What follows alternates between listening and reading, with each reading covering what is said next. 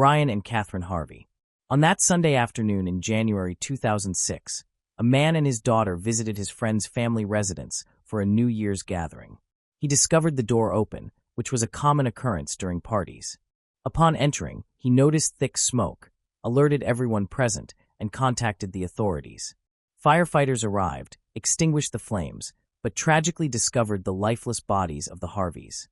What initially appeared to be a simple fire soon evolved into a murder investigation, leaving investigators both disturbed and confused. 49-year-old Brian Taba Harvey, a well-known local figure, gained fame in the 1980s as the singer-songwriter of the underground indie band House of Freaks. Although he and his musical partner, Johnny Hott, went their separate ways professionally during the 1990s, they remained close companions. Brian, a dedicated musician, performed for the final time at a New Year's Eve show, which, sadly and unknowingly, turned out to be the last night of his life. Meanwhile, 39-year-old Catherine Elizabeth Grabinski found success as the co-owner of the popular toy store World of Mirth, situated in Richmond's Carytown district. A pillar of her community, she was an artist engaged in various creative ventures, from painting sets for local theater productions to working as a pastry chef and waitress. Catherine had an older sister, Shelley Grabinski, and was also the half-sister of actor Stephen Culp, known for his performances in The West Wing and Desperate Housewives, among other films. Brian and Catherine's paths first crossed at the Border Cafe on Main Street, where Catherine worked and Brian frequently visited alongside Johnny. In 1990, they married, and the House of Freaks released an album containing a song dedicated to Catherine titled I Got Happy. The couple welcomed 2 daughters into their lives. Their firstborn, Stella Ann, in 1996, and Ruby May, in 2001. While Brian continued to pursue his passion for music, he also worked in computer support for the Henrico County school system. Catherine, on the other hand, ventured into entrepreneurship by founding World of Mirth. Before I continue, I want to remind you that only a small percentage of people who watch my videos are actually subscribed. So if you enjoy my content, consider subscribing. It's free, and you can always change your mind later. Now let's move on with the video. A distinctive toy and gift shop that became a beloved cornerstone in the trendy Carytown neighborhood. Her brother, Stephen Culp, testified in court that she aspired to create a space where parents could come with their children to spend quality time, and where kids could play with toys free from anything resembling weapons, such as guns or swords. The Harvey family settled in a stately, historic neighborhood on Richmond's south side, surrounded by towering trees, porch swings, and ivy-covered scenery. They had a cozy family room located in the basement of their 2-story red brick home. The beautiful family was widely known and cherished within the Richmond community, and no one seemed to harbor ill will toward them, or so it was believed. On New Year's Day, Sunday, 2006, Brian, his wife Catherine, and their 2 daughters, 9-year-old Stella and 4-year-old Ruby, looked forward to a busy and joyful day ahead. Their plans involved hosting a lunchtime barbecue for family and friends, prompting them to wake early and begin preparing for the upcoming celebration. It had become a yearly tradition for them to host a New Year's Day gathering, bringing together their wide circle of friends for the event. That Sunday morning, Brian stepped outside their residence in Richmond's stylish Woodland Heights area to fetch the morning newspaper. Engrossed in the front-page headlines, he went back inside without locking the door behind him. Because they lived in a generally safe neighborhood, this would not typically have raised any concern. On party days, they often left the door unlocked anyway, allowing guests to enter freely as they arrived. However, on this particular day, unbeknownst to Brian, opportunistic criminals were lurking nearby. Meanwhile, Catherine was in the kitchen, busily baking cookies for the guests expected to arrive soon. Suddenly, she heard unfamiliar voices coming from the living room. Assuming someone had shown up earlier than planned, she walked in, only to find not familiar friends, but 2 complete strangers. In the tense moments that followed, Brian, Catherine, and little Ruby were forced downstairs into the basement playroom. Stella, who had spent the previous night at a slumber party, had not yet come home. Once the family was confined within the small space, the intruders used electrical cords and packing tape to bind them, ensuring their compliance to avoid harm while they proceeded to loot the house. Around 10 a.m., a knock on the front door interrupted their actions. The apparent leader of the group released Catherine from her restraints and ordered her to answer the door. However, before she could leave, he gave a severe warning. If she tried to seek help or escape, her husband and daughter would be killed, as he also threatened the imminent arrival of Stella. A distraught Catherine found herself facing a harrowing dilemma.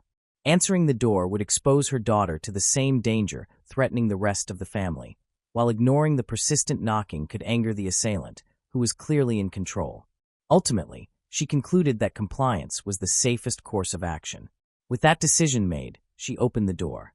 Unexpectedly, Stella dashed past her mother and headed straight toward the playroom where the family often spent time together. Acting quickly, Catherine stopped her daughter's friend, preventing her from following. Karen Perkinson, the friend's mother, later described her astonishment at Catherine's uncharacteristic behavior, which starkly contrasted with her usual warmth and enthusiasm. When Perkinson asked if everything was all right, Catherine, typically cheerful, claimed she was feeling unwell and made a circular motion beside her head, mimicking a gun gesture to suggest that someone might be acting crazy, before abruptly ending the conversation and closing the door. This strange gesture would later haunt Perkinson, who questioned whether Catherine had been trying to signal that she was being held captive by the intruders. Could she have taken the opportunity to escape, possibly saving herself and Stella? However, the thought of abandoning Brian and Ruby undoubtedly weighed heavily on Catherine's conscience. Perkinson departed, planning to return later for the party. With all 4 members of the Harvey family now inside the house, Catherine returned to the basement and found a terrified Stella, who had been tightly bound along with the rest of the family. As they all lay restrained and defenseless, chaos suddenly and violently erupted. The leader of the intruders revealed a knife taken from the Harveys' kitchen and began slashing their throats, including those of the young girls, expressing anger that they were not dying quickly enough. He commanded his accomplice to strike their heads, but when the partner refused, the assailant seized a claw hammer and brutally bludgeoned them repeatedly until they stopped moving. After removing Catherine Harvey's wedding ring, the attackers poured wine around the room as an accelerant and set it ablaze in an attempt to destroy evidence of their monstrous crime.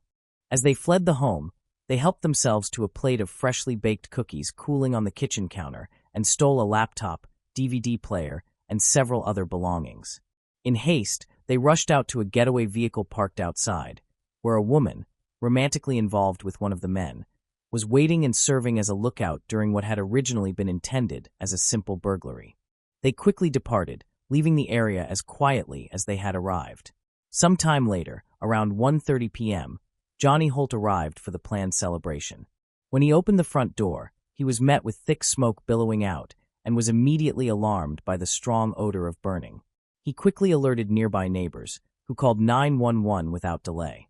When emergency responders entered and extinguished the fire, they made a horrific discovery: 4 bodies in the smoldering basement, still mostly intact. Investigators at the scene soon confirmed that the victims had not perished from the fire itself, but rather from a far more sinister cause. The case had now become a full-scale murder investigation. Police officers and paramedics, accustomed to the grimmest realities of human behavior, were reportedly so shaken by the horrifying sight that some openly wept. The realization that the parents had been forced to witness the brutal deaths of their own children, and the children theirs, was almost unbearable to imagine. Autopsy reports revealed that Brian and Catherine both died from blunt force trauma to the head. Stella tragically succumbed to a combination of blunt force trauma and smoke inhalation, indicating she was still alive when the fire began despite her severe injuries. Ruby's cause of death was determined to be stab wounds to her neck and back. Despite launching an immediate investigation into the murders, authorities initially had very little evidence to go on. Acknowledging that criminals often reveal key details, they made a public appeal for assistance. Fortunately, a breakthrough came just a few days later, on January 6th. A woman named Latoya Pye contacted police, asking them to perform a welfare check on her friend, 21-year-old Ashley Bazil. Pye expressed serious concern, believing that Ashley's boyfriend, 29-year-old Ray Joseph Dandridge, and his uncle, 29-year-old Ricky Javan Gray, were involved in the Harvey family murders.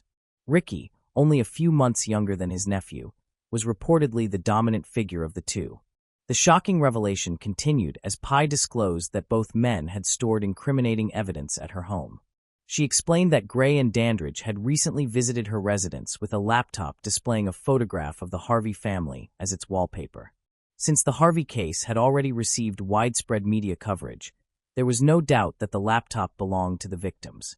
Furthermore, LaToya provided detailed information about a plot orchestrated by Ashley, Gray, and Dandridge to rob Ashley's parents. In this plan, Ashley was supposed to pose as a hostage, allowing Ricky and Gray to extort money from the Bazil Tuckers while maintaining her appearance of innocence, even though she was fully aware of the plan and had been offered a role in it. LaToya refused to take part, growing increasingly suspicious of the trio. Only the uncle and nephew returned several hours later, and when questioned about Ashley's whereabouts, they responded cryptically, "Ashley has gone bye-bye." This disturbing statement intensified LaToya's fears and prompted her to alert the authorities. Her critical information provided investigators with the lead they desperately needed to start piecing the case together. After verifying LaToya's claims, investigators proceeded to the home where Ashley lived with her mother, 46-year-old Mary Bazil Tucker, and stepfather, 55-year-old Purcell Tucker. To their horror, they uncovered yet another gruesome crime scene. Upon entering the house, they found the lifeless bodies of all three victims, each having been murdered in a manner strikingly similar to that of the Harvey family. The victims had been bound, gagged, and their throats viciously slit. Duct tape tightly wound around their heads had caused additional pain and injury to Mary and Purcell, both of whom bore deep lacerations across their necks. Purcell had a sock forced into his mouth, and Ashley had been suffocated with a plastic bag. The official cause of death for all three was determined to be a combination of suffocation and torture. Fearing that the killers were still at large, law enforcement agencies throughout the region coordinated an extensive joint operation to capture them before they could strike again. The Tucker family had lived quiet, peaceful lives and had no known enemies. Purcell worked as a forklift operator, while Mary was employed in a housekeeping business. Their tranquil existence was shattered by the betrayal of their own daughter, which ultimately led to the tragic demise of an innocent couple who was simply trying to enjoy their retirement years. The investigators swiftly uncovered the crucial link between the Harvey and Tucker cases. Ashley was found wearing Brian Harvey's wedding band, the same one that was missing and taken from Catherine.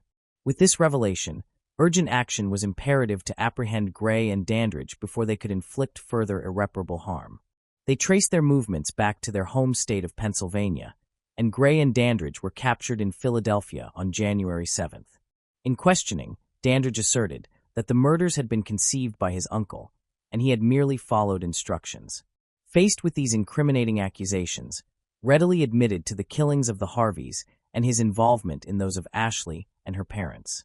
While these straightforward confessions were enough to leave anyone astounded, it became apparent that this was just the beginning. Gray provided gruesome, intricate details of both family massacres, emphasizing that their actions were driven solely by the need for money.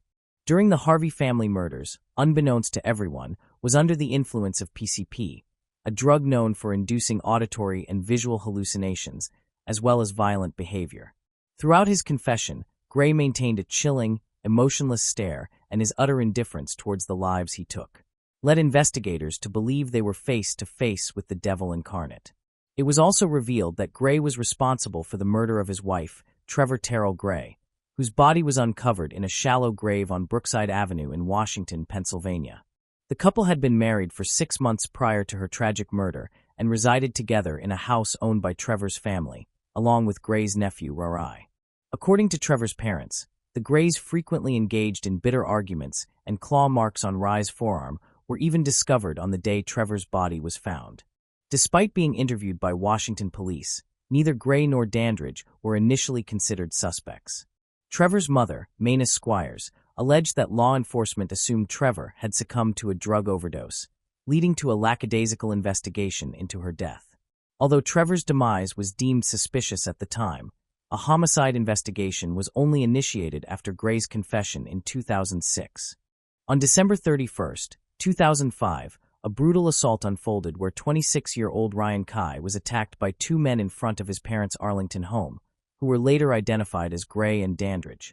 The assault left Kai with severe beating and stab wounds to the chest, neck, and arms, resulting in a near-fatal assault that caused him to spend the following 2 weeks in a coma and permanently lose the use of his right arm. On February 9, 2006, Ricky Gray was charged with 5 counts of capital murder, while Ray Dandridge was indicted on 3 counts of murder for his role in the Baskerville Tucker killings. Despite their prior confessions, both men entered pleas of not guilty. After a 6-month trial, the jury found Gray guilty on all charges, resulting in a life sentence for the murders of Brian and Catherine Harvey. However, for the brutal killings of Stella and Ruby, the court determined that only a death sentence could serve justice. In September 2006, following his uncle's conviction, and upon learning the verdict in his own case, Dandridge accepted a plea deal to avoid the death penalty. He was sentenced to life imprisonment without the possibility of parole. In December 2006, Ricky Gray was charged in Chesterfield County with the murder of Cheryl Warner, a 37-year-old legal secretary and mother of 3. Warner was found shot and hanged with an electrical cord in the basement of her burning Beaver home. Gray pleaded not guilty, but on June 4, 2008, the charge was suspended due to conflicting evidence. Over the next 9 years, Gray's defense team filed numerous appeals, asserting that he suffered from diminished mental capacity as a result of a severely abusive childhood. The case eventually reached the Supreme Court, which summarily dismissed it in 2016. That November, an execution date was set for January 18, 2017. On January 18, 2017, with all appeals exhausted, Ricky Gray was executed by lethal injection at Greensville Correctional Center. Ray Dandridge remains imprisoned at Sussex State Prison. The horrific murders of the Harvey family triggered an immense wave of sorrow and grief throughout the community, with over 1,400 mourners attending their memorial service to pay their respects. Flowers, dolls, and other tributes accumulated along the curb outside the red brick home, forming a touching memorial. Children lit candles that continued to glow for weeks. A neighbor recalled the community's shared mourning, stating that those candles remained burning for weeks on end. Catherine's brother, Stephen Culp, testified about the profound emotional devastation caused by the murders, describing the loss as a lightning bolt to the heart that felt endlessly deep. He also shared the unbearable pain of imagining the Harvey family's final moments. In Richmond's Forest Hill Park, the entrance to a footbridge now bears a granite monument in their memory, a poignant tribute to the family who had once shared countless happy moments there before their lives were so abruptly and cruelly taken. A bronze plaque depicting their radiant smiles serves as a lasting remembrance of the joyful days that preceded the unimaginable evil that destroyed their world. It is a deeply sorrowful and tragic story, and our thoughts remain with the victims whose lives were brutally ended and with the loved ones who continue to mourn their loss. Moving on to the next case. Mia Morrow. Mia Morrow was born in Tinley Park. She is the daughter of Muhammad Almaru and Audrey Jorgensen. In the spring of 2019, when she was 15 years old, her mother, Audrey, sustained a severe brain injury and required constant, around-the-clock care. Mia is a compassionate individual and consistently looked after her mother, who was unable to care for herself. This responsibility caused her to mature earlier than many of her peers. At the time of the incident, she was 17 years old and a senior at Victor Andrews High School. Her family stated that she aspires to become a dentist specializing in oral hygiene, but she planned to attend college near home so that she could continue caring for her mother. On April 26th, Randa had a medical appointment and asked Mia to come to the house to look after Audrey. Mia was scheduled to arrive at 11:30 a.m., but she did not appear. When Randa texted to inquire, Mia responded that she had accidentally rear-ended another car while driving her father, Almaru's vehicle. She was also concerned that her father would severely scold her. Mia had initially asked her father, Almaru, for permission to attend the prom on Friday, April 29, 2022.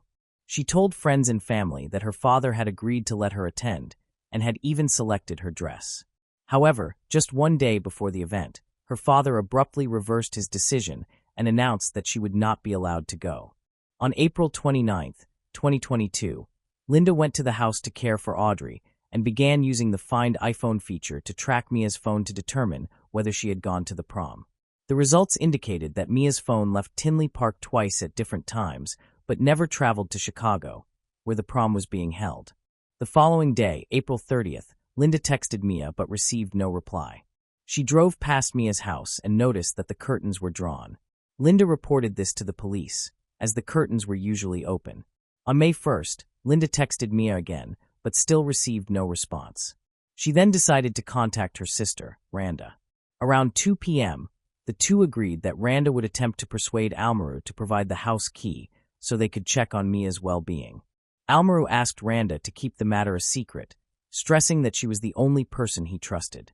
In the afternoon, when Randa arrived at Almaru's house, he opened the door looking rather disheveled. He asked her to sit with Audrey while he attended to some paperwork. Shortly afterward, she began hearing unusual noises coming from the bedroom. Upon entering, she saw Mia lying on the floor covered by a blanket, with Almaru positioned next to her, his arm around the girl. Alarmed, she immediately called the police to report the situation. Soon after, law enforcement arrived at the scene and found Mia deceased in the bedroom. An autopsy revealed multiple bruises on her head, arms, legs, and feet. Her death was classified as a homicide. Additionally, Mia suffered from hemorrhaging and brain damage. Almaru was found lying next to her body, having cut his wrists and throat in a failed suicide attempt. He was subsequently taken to a nearby hospital, where he is currently receiving treatment. While examining the scene, police discovered a box cutter, a curved metal bar in the kitchen, and a pestle, all stained with Mia's blood and hair.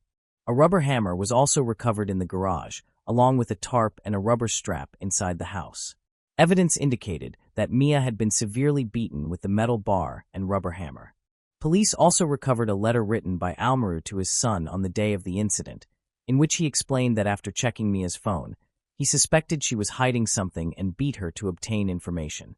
He admitted to losing his temper, losing control, and striking Mia violently, causing a head injury. After the assault, he lay beside her and lost consciousness. Upon regaining awareness, he realized her body was cold. Following his recovery, investigators interrogated Almaru. During questioning, he admitted to attacking his daughter Mia after an argument about whether she would attend the prom. However, he claimed that Mia's death was accidental. He also texted his son, confessing to the violence and expressing anger, while continuing to assert that the death was unintentional. These statements, combined with the physical evidence, led to his arrest. On Friday, August 16, 2024, a preliminary hearing was conducted in Cook County, Illinois. During the hearing, several witnesses, including family members, testified that Mia had previously expressed concerns about being beaten by her father, Almaru. She had confided to a relative that she feared her father might physically harm or even kill her. These testimonies were crucial in establishing Almaru's actions leading up to the incident. The prosecutor described the assault, during which Almaru used a metal bat and a rubber hammer to fatally beat his daughter Mia. An autopsy confirmed that she sustained severe trauma that caused her death. Text messages from Almaru to his son, in which he admitted losing control, were also submitted as evidence. Prosecutors argued that Almaru's actions were deliberate and motivated by anger following an argument over Mia's attendance at the prom. Initially, he had agreed to let her go but later changed his mind, claiming he did not trust her. Almaru's attorney, however, sought to reduce the charges, asserting that the act was impulsive and that there was no intent to kill. After reviewing the witness testimony, evidence, and the prosecution's arguments, the jury deliberated for approximately 1 hour before reaching a verdict. They found Muhammad Almaru, 42, guilty of first-degree murder for the death of his daughter, Mia Morrow. 2 months later, on Monday, October 7, 2024, the Cook County District Court in Illinois held a sentencing hearing for Almaru. The court concluded that his actions were intentional and merited a severe penalty, resulting in a lengthy sentence. He was sentenced by the judge to 55 years in prison for the fatal beating of his 17-year-old daughter, Mia Morrow. His sentence will be reduced by the 2 years he had already served in detention, but he must still serve 100% of the term. This means he will be 97 years old before becoming eligible for parole. Following the sentencing, Almaru's defense attorney requested a new trial and asked the judge to consider a reduced sentence, but both requests were denied. Moving on to the next case. Michael Madison. Sadistic serial killer Michael Madison. Just 2 weeks before Halloween in 1977, Michael Madison was born on October 15th in Cleveland, Ohio. His parents, Diane Madison and John Baldwin, became pregnant unintentionally and did not have much of a relationship at the time of his birth. John Baldwin left Diane to raise their infant son alone and denied being Michael's father. Growing up, Diane's mother had worked as a sex worker and struggled with heroin addiction. She was raised in an environment marked by neglect and instability. Diane's own troubled upbringing left her unprepared to care for her child on her own. Shortly after Michael's birth, Social workers became involved with the family after discovering that Diane allowed her revolving group of boyfriends to discipline the boy harshly. When Michael was 2 years old, Diane was caught forcefully shoving food down his throat. As a result, the toddler began vomiting uncontrollably. Unsure of how to handle the situation, Diane placed her crying son into a tub filled with scalding hot water, which only made him scream louder. Overcome with anger, she pulled him from the bath and struck him repeatedly with an extension cord. A year later, one of Diane's boyfriends beat Michael so severely with a belt that the child vomited and had to be hospitalized. In another horrifying episode, another boyfriend's assault caused Michael to lose hearing in one of his ears. After enduring years of relentless abuse, Michael was eventually placed in the care of his grandmother, who remained addicted to heroin and continued working as a sex worker. Unfortunately, his traumatic childhood did not improve under her care. Michael continued to suffer from neglect and required repeated hospitalizations for issues such as dehydration. Social workers monitoring the situation noted that both Michael and his half-brother were frequently covered in scratches and bruises. Before he even entered high school, Michael had already become familiar to local law enforcement. On multiple occasions, the teenager had been caught abusing inhalants, such as lemon-scented cleaning products. While in high school, he was charged with delinquency for inappropriately touching another student. However, the offenses Michael committed as a youth were minor compared to the monstrous crimes he would later commit as an adult. In July 2013, the family of 38-year-old Angela Deskins reported her missing after not hearing from her since June. Deskins had a history of disappearing for periods, so her family initially dismissed their concerns. A month after her disappearance, her body was found wrapped in electrical cords with a belt fastened around her neck. 28-year-old Shetisha Sheely had been reported missing in September 2012 after failing to show up at her mother's house. Sheely, who lived with extended relatives along with her 12-year-old daughter, was expected to stop by to borrow money but never arrived. Her remains were discovered in July 2013, stuffed inside a plastic garbage bag. 18-year-old Sherelda Terry, who had just returned home from her job at an elementary school, also vanished, and her body was later found inside a black trash bag. On July 19, 2013, Michael's neighbors contacted authorities to report a foul, nauseating odor coming from a garage near his second-floor apartment building. Inside the garage, police discovered the decomposing body of a woman. As officers expanded their search to nearby vacant houses and surrounding yards, they uncovered the remains of 2 additional women. Each victim had been wrapped in plastic bags and found roughly 200 yards apart. Investigators soon obtained a warrant to search Michael Madison's apartment, where they discovered further signs of decomposition, confirming their worst suspicions. A manhunt was launched to locate Michael Madison, who was eventually traced to his mother's home. When authorities arrived, Michael refused to surrender, resulting in a tense standoff that lasted several hours before he finally exited the house and was taken into custody. Throughout the trial, Michael showed no remorse for his victims. He laughed, smiled, and taunted the grieving families. During the victim impact statement delivered by Sherelda Terry's father, Michael smirked at the heartbroken man, provoking him to lunge toward the killer before officers intervened. Even during the outburst, Michael continued to grin, unshaken and cold.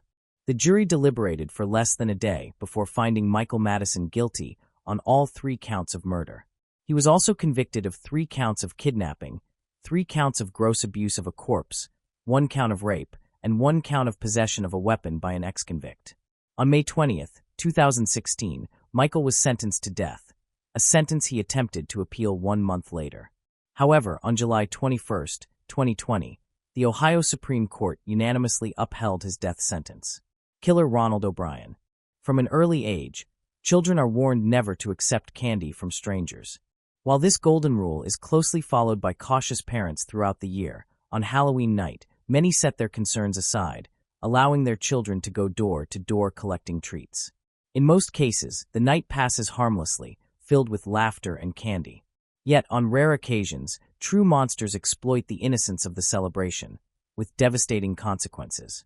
In 1974, in Pasadena, Texas, a young boy became violently ill after eating candy from his Halloween bag. His father stayed by his side, comforting him as he convulsed on the bathroom floor during the harrowing hour-long ordeal. Only 8 years old at the time, Timothy O'Brien passed away shortly after 9 o'clock on his way to the hospital. In a shocking discovery, an autopsy revealed that he had ingested a lethal dose of potassium cyanide, enough to kill 2 fully grown men.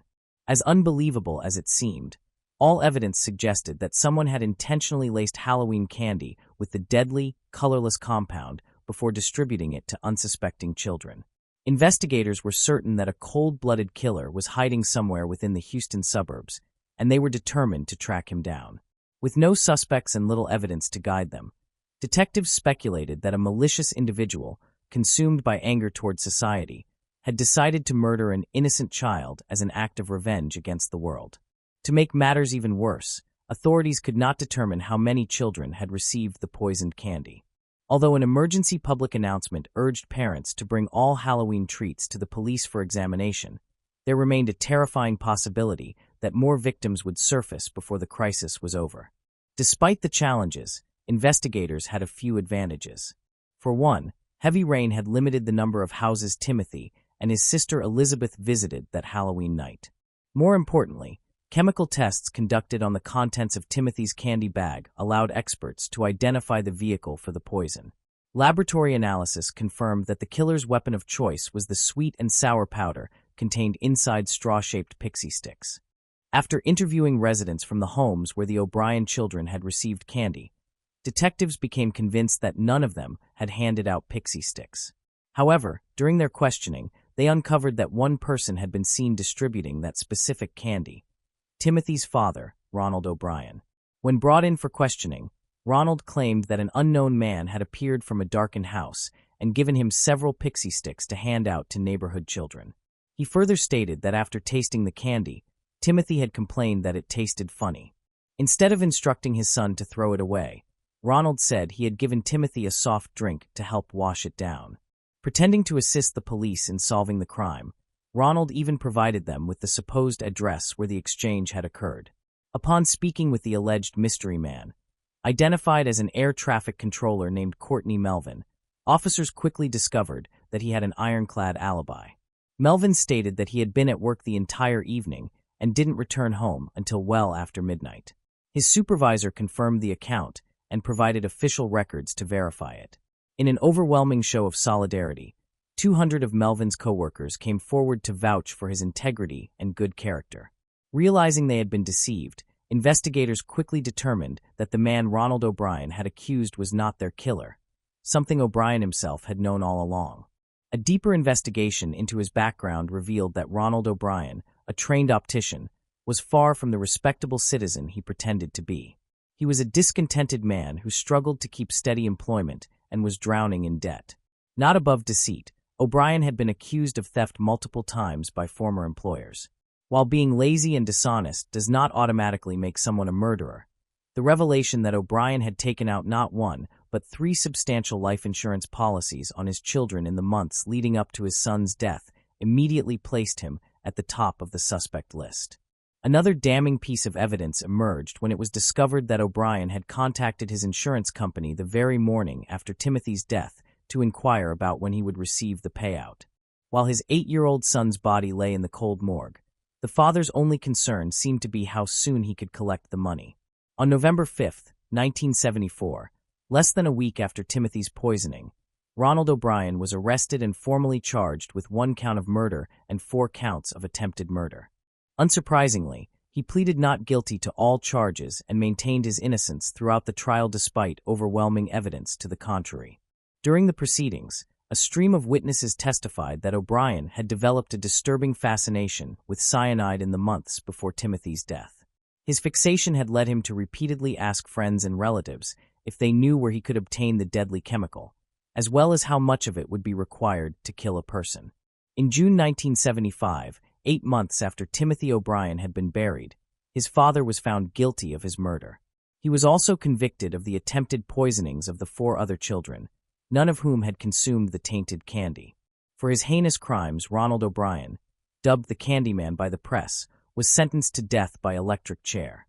As execution methods evolved, his punishment was later changed to death by lethal injection.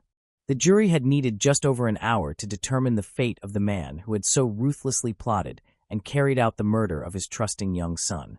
Once the verdict was delivered, the long wait began. 9 years, longer than Timothy's entire life, passed before O'Brien finally faced his fate. During his years on death row, he was despised by his fellow inmates, who viewed the child killer as beneath contempt.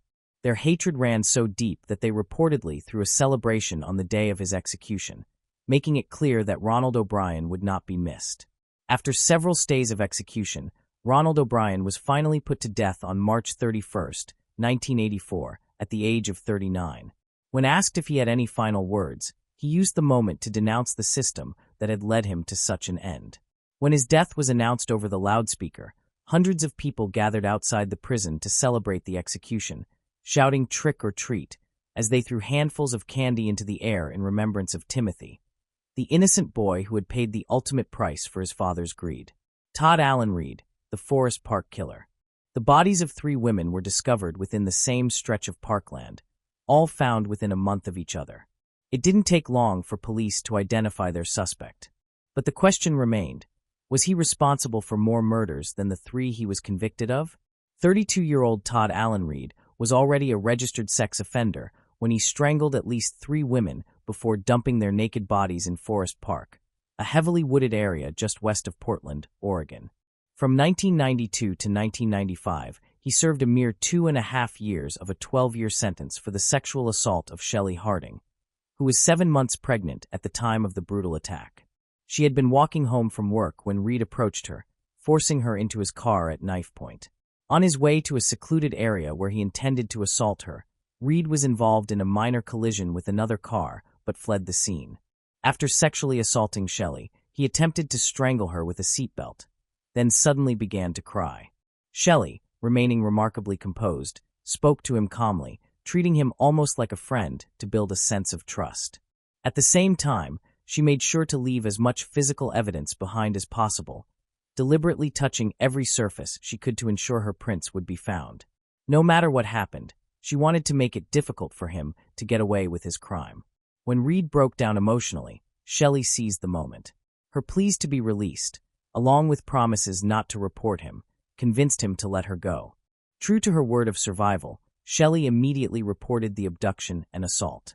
The 2 men involved in the car crash with Reed also came forward, giving police his license plate number.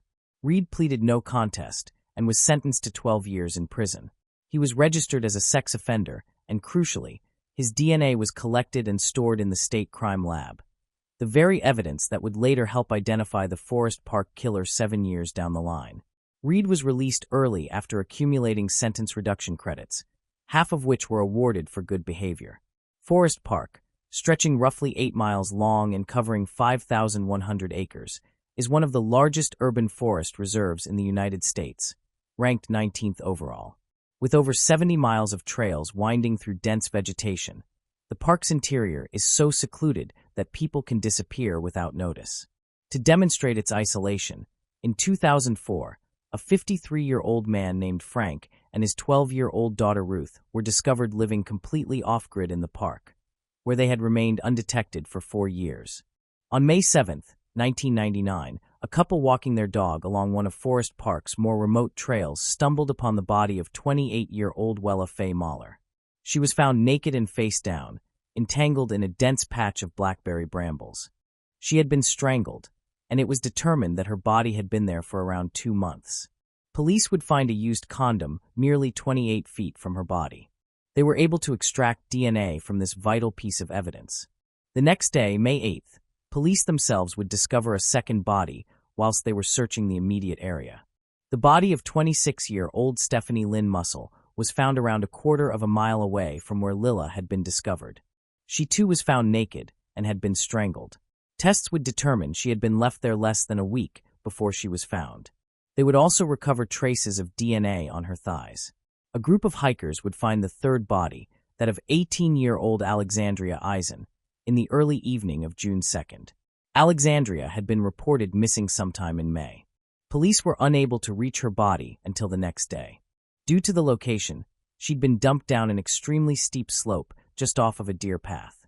She was found naked, and she too had been strangled. Her body was around 1/4 mile away from Lua and Stephanie's. After the discovery of Alexandria's body, Police Chief Charles Moves admitted that investigators had concluded they were looking for a serial killer due to the similarities of the crimes.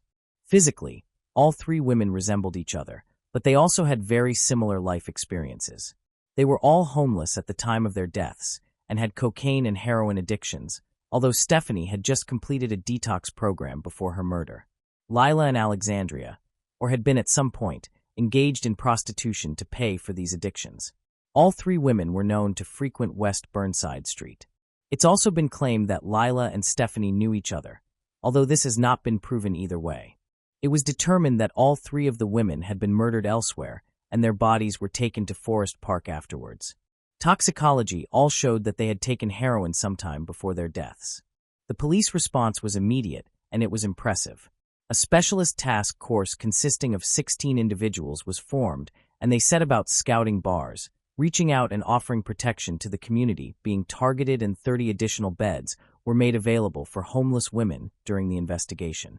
Although residents were not happy about the lack of information they were receiving, the police kept their investigation tightly under wraps. Such was their determination to catch this killer.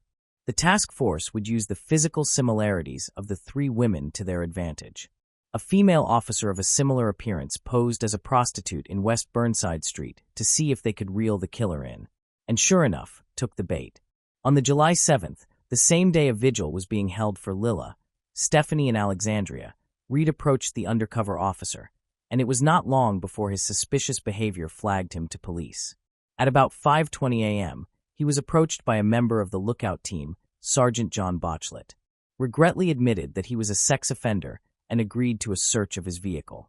They found an unused condom, a book entitled The Killing Gift, about a woman who can kill men by merely looking at them, and some yellow strapping. There was nothing incriminating to be found, and the police had to let him go. He was not off the hook, however, far from it. Another lookout, that night Detective Sergeant Dave Schlegel, recognized him from the 1992 sexual assault case. He had in fact been the arresting officer. Police began 24-hour surveillance of Reed, both at his home and at his place of work. At least once during this surveillance, he was observed driving in circles around West Burnside and Sandy Boulevard. The police swab results came back and confirmed that the DNA from the condom at the Mower crime scene and the DNA found on Stephanie's thighs matched the DNA that was on file for Todd Allen Reed. At around 7:30 p.m. on July 18th, after Reed had left for work, police executed a search warrant at his address, where he lived with his girlfriend. Once the police had left the premises, his girlfriend phoned him to let him know the police had been there.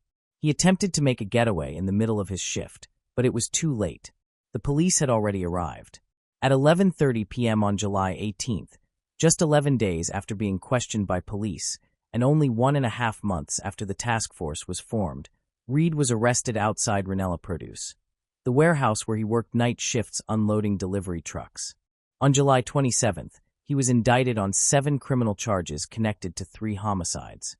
It was revealed that Reed, who had been ordered to serve 8 years of post-prison supervision, had been expelled from a sex offender treatment program 2 weeks before his arrest for failure to attend.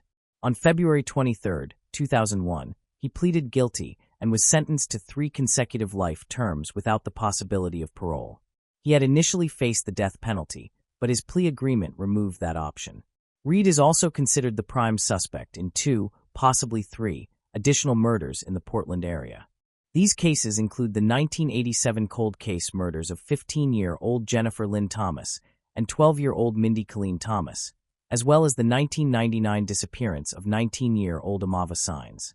Regarding the earlier murders, Gresham Police Sergeant David Lerwick stated that Jennifer disappeared on August 19, 1987, and her skeletal remains were found on July 8, 1988. Mindy vanished from her apartment complex on August 3, 1987, and her body was discovered on October 4, 1988. Both girls had been strangled and dumped in wooded areas on the eastern side of Gresham, roughly 3 miles apart, and both were last seen in the company of Gail Bennett, Reed's then-girlfriend and later wife. The two married in 1988 and divorced in 1997. The Gresham police have stated that Bennett, who has a criminal record of her own, might possess information about the murders but has refused to cooperate. Bennett continues to deny any involvement or knowledge of the killings. At the time, Police believed both girls were murdered by the same man, someone familiar to them. Reed was questioned during the original investigation due to his connection with Gail Bennett, as both victims had been seen with her shortly before their disappearances, but he was never charged. After Reed's arrest for the Portland murders, investigators renewed efforts to solve the Gresham cases, though DNA comparisons between old evidence and Reed's genetic profile have been inconclusive. Amava Signs, last seen on June 30, 1999, has remained missing ever since. She was working as a prostitute at the time of her disappearance, and reports suggested she was acquainted with, or possibly friends with, Alexandria Eisen. Although no charges have been filed in her case, there remains a strong likelihood that Reed was involved in Amava's disappearance. As of June 2020, Reed's exact status within the prison system was unclear, and by June 2021, he was no longer listed as an inmate, leading to speculation that he may have died. Moving on to the next case. Michelle Laurel Whitaker. Michelle Laurel Whitaker was born on August 16, 1969, as the fourth of 5 children to her parents. According to her mother, Laura Andrews, Michelle shared a very close bond with her entire family. However, things began to change after the family moved from Illinois to Gastonia, North Carolina, and Michelle's once cheerful personality started to fade. As she entered her teenage years, she and her mother frequently clashed, mainly because of her mother's strict nature. After finishing high school, Michelle got married, but the marriage lasted less than a year. Her youth and lack of experience made it difficult for her to cope with the problems caused by her husband. The abuse she suffered during the marriage marked the start of a long and painful chapter in Michelle's life. Those close to her believed that this difficult period contributed to her later struggles. During that time, she had trouble coping and began making poor choices. After her divorce, Michelle's family relocated to Spartanburg, South Carolina. By the time she turned 30, Michelle was battling alcohol addiction and had gone through 3 failed marriages. She worked part-time as a waitress and was barely managing to make ends meet. One night in 1999, after her shift ended, Michelle met a man named David who offered her a ride home. She accepted the offer but soon regretted it. Instead of driving her home, David took her to a remote area where he assaulted her and forced her into sexual contact. He was arrested a year later, pled guilty to assault and battery, and received an 8-year prison sentence. Shortly before her disappearance, Michelle was arrested for driving under the influence of alcohol. Her parents decided to take drastic action and contacted the police, asking them to keep Michelle in custody until a spot opened up at a rehabilitation center. Although it was a painful decision, they believed it was the only way to help her. However, Michelle became extremely angry about this, and from that moment on, her relationship with her mother deteriorated significantly. Unfortunately, Michelle was mistakenly released from jail without receiving the court-ordered treatment for her substance and alcohol abuse. On August 5, 2002, Michelle had an argument with her mother and left the house in anger. 3 days later, the man she had been staying with contacted her mother, Laura Andrews, to inform her that he could not find Michelle after they had argued. This was how Laura learned that her daughter was missing. She immediately reached out to a friend who worked at the local police department for help. However, the police, already familiar with Michelle's lifestyle, advised Laura to wait a bit longer, assuring her that Michelle would most likely return on her own. But 2 weeks passed, and Michelle still had not come home. On August 21, 2002, Laura officially filed a missing persons report, and local law enforcement began investigating Michelle Whitaker's disappearance. During their investigation, they discovered the last location where Michelle had been seen, a truck stop. This information came from a local resident named Doug, who had encountered Michelle by chance on the street the day before she vanished. Doug explained that he had stopped his motorcycle outside a bar where Michelle was sitting and started a conversation with her. Michelle told him that she had argued with her boyfriend and that he had kicked her out of the house. Later that night, they went to 2 different bars together, playing several games of billiards at one of them. Afterward, they rode Doug's motorcycle until dawn, and then went back to his home. It was later revealed that Michelle Whitaker had spent her last night visiting local bars, and Doug was the last known person to have seen her alive. This made Doug the prime suspect in her disappearance. According to his statement, Michelle had mentioned plans to travel to Myrtle Beach, South Carolina, a coastal resort city where she hoped to make good money working at local bars and restaurants. Doug stated that he had dropped Michelle off at a truck stop, but only after giving her some clothes, including a t-shirt and shorts, as well as some money to buy coffee and newspapers. He claimed that he wished her good luck before leaving. To verify Doug's statement, police administered a lie detector test, which he successfully passed. They also tested the man with whom Michelle had been staying before she disappeared, but found no evidence suggesting his involvement in her case. Investigators then began to consider the possibility that Michelle had indeed gone to Myrtle Beach, which is located approximately 250 miles from Spartanburg. A few more weeks passed, yet there was still no trace of Michelle, causing her family and friends to grow increasingly worried. Despite Michelle's resentment and anger toward her parents, they refused to believe that she would simply abandon her family and disappear voluntarily. Her continued absence made the local sheriff question the circumstances surrounding her disappearance. Typically, when someone leaves for an extended period, they take personal belongings with them. Yet Michelle had left with almost nothing. Additionally, she owned a beloved pet dog to which she was deeply devoted. Every detective who examined the case agreed that Michelle would never willingly abandon her dog. In the meantime, Michelle's parents began driving through the surrounding areas, desperately hoping to find any clue that could lead them to their missing daughter. After receiving several reports suggesting that Michelle had been seen on a beach in North Carolina, they immediately traveled there. They spent 3 days searching for her, distributing flyers and speaking with locals, but their efforts proved fruitless. After 6 months of unsuccessful searching, Laura Andrews began to question whether her approach toward her daughter had been right. She had witnessed Michelle's life spiraling out of control and felt powerless to stop it. Laura's intentions had always been to protect her in any way she could. She also suspected that the brutal 1999 assault Michelle had suffered might have played a role in her disappearance. Laura struggled to forgive herself for the harsh words she had said to Michelle after the attack, even though the assault had been a horrific act committed by a stranger. Laura initially blamed Michelle for choosing a self-destructive path and bringing harm upon herself, words that only further damaged Michelle's already fragile self-esteem. From the sheriff's office perspective, it was assumed that Michelle might have had motives to disappear because of her reputation. Detectives believed she would eventually be arrested, yet a full year passed without any progress. Police grew increasingly concerned over the absence of any digital trace left by Michelle, which was not a good sign. Both investigators and her family began to wonder if Michelle had fallen victim to a crime, possibly targeted by a truck driver, though this theory remained unproven. 2 more years went by with no new information or leads. On the 3rd anniversary of Michelle's disappearance, after the police and Laura Andrews revisited the truck stop where she was last seen, several local TV stations picked up and re-aired her story. Just a few days after the broadcast, the Spartanburg County Sheriff's Office received an unusual letter. The anonymous note, handwritten on a small piece of paper, claimed to reveal the location of Michelle Whitaker's body. Enclosed with the letter was a crude, homemade map marking a precise spot. Despite its rough appearance, the letter was well composed and neatly written, giving it an air of authenticity. The sheriff, accompanied by a team and search dogs, began searching a remote rural area located 25 miles from the site where Michelle was last seen. This event took place 3 years after her disappearance, leaving her family torn between despair and fragile hope. Some family members had reluctantly accepted the possibility that Michelle was dead, while others still held on to the belief that she was alive and safe somewhere. The search dogs, however, were unable to detect any human scent, and the operation was eventually called off.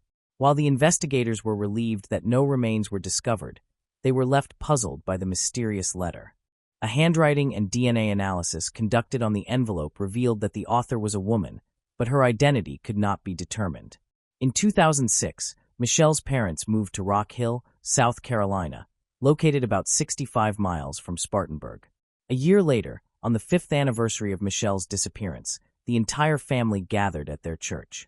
Michelle's mother, Laura Andrews, refused to treat the event as a memorial service since Michelle's body had never been found, and she still held on to the faint hope that her daughter might be alive. Another year went by, and Detective William Gary took over the investigation into Michelle's disappearance. At that time, he was responsible for a dozen unsolved cases, including hers. Because so many years had passed without any evidence that Michelle was still alive, her disappearance was officially treated as a felony. The continued lack of evidence led investigators to believe that something tragic had likely happened. As the 6th anniversary of Michelle's disappearance approached on August 4, 2008, Detective Gary received a call from a woman who claimed to know where Michelle was living. The caller said that Michelle was residing in Oregon. She had recognized Michelle's face after seeing her story featured on an episode of Forensic Files and on a website created by Laura Andrews. She explained that Michelle had been living with friends for 6 years, completely unaware that her family had been searching for her. After receiving the unexpected tip, the investigators proceeded cautiously. For confirmation, Detective William Gary asked the woman to send a recent photograph of Michelle. He then showed the image to Detective Wood, who had previously worked on the case, and Wood immediately recognized her. Soon after, an Oregon State Police officer was dispatched to the address provided to verify Michelle's identity. In an extraordinary twist of fate, on August 5, 2008, exactly 6 years after Michelle's argument with her mother and her departure from home, Detective Laura Andrews received a call informing her that her daughter had been found alive.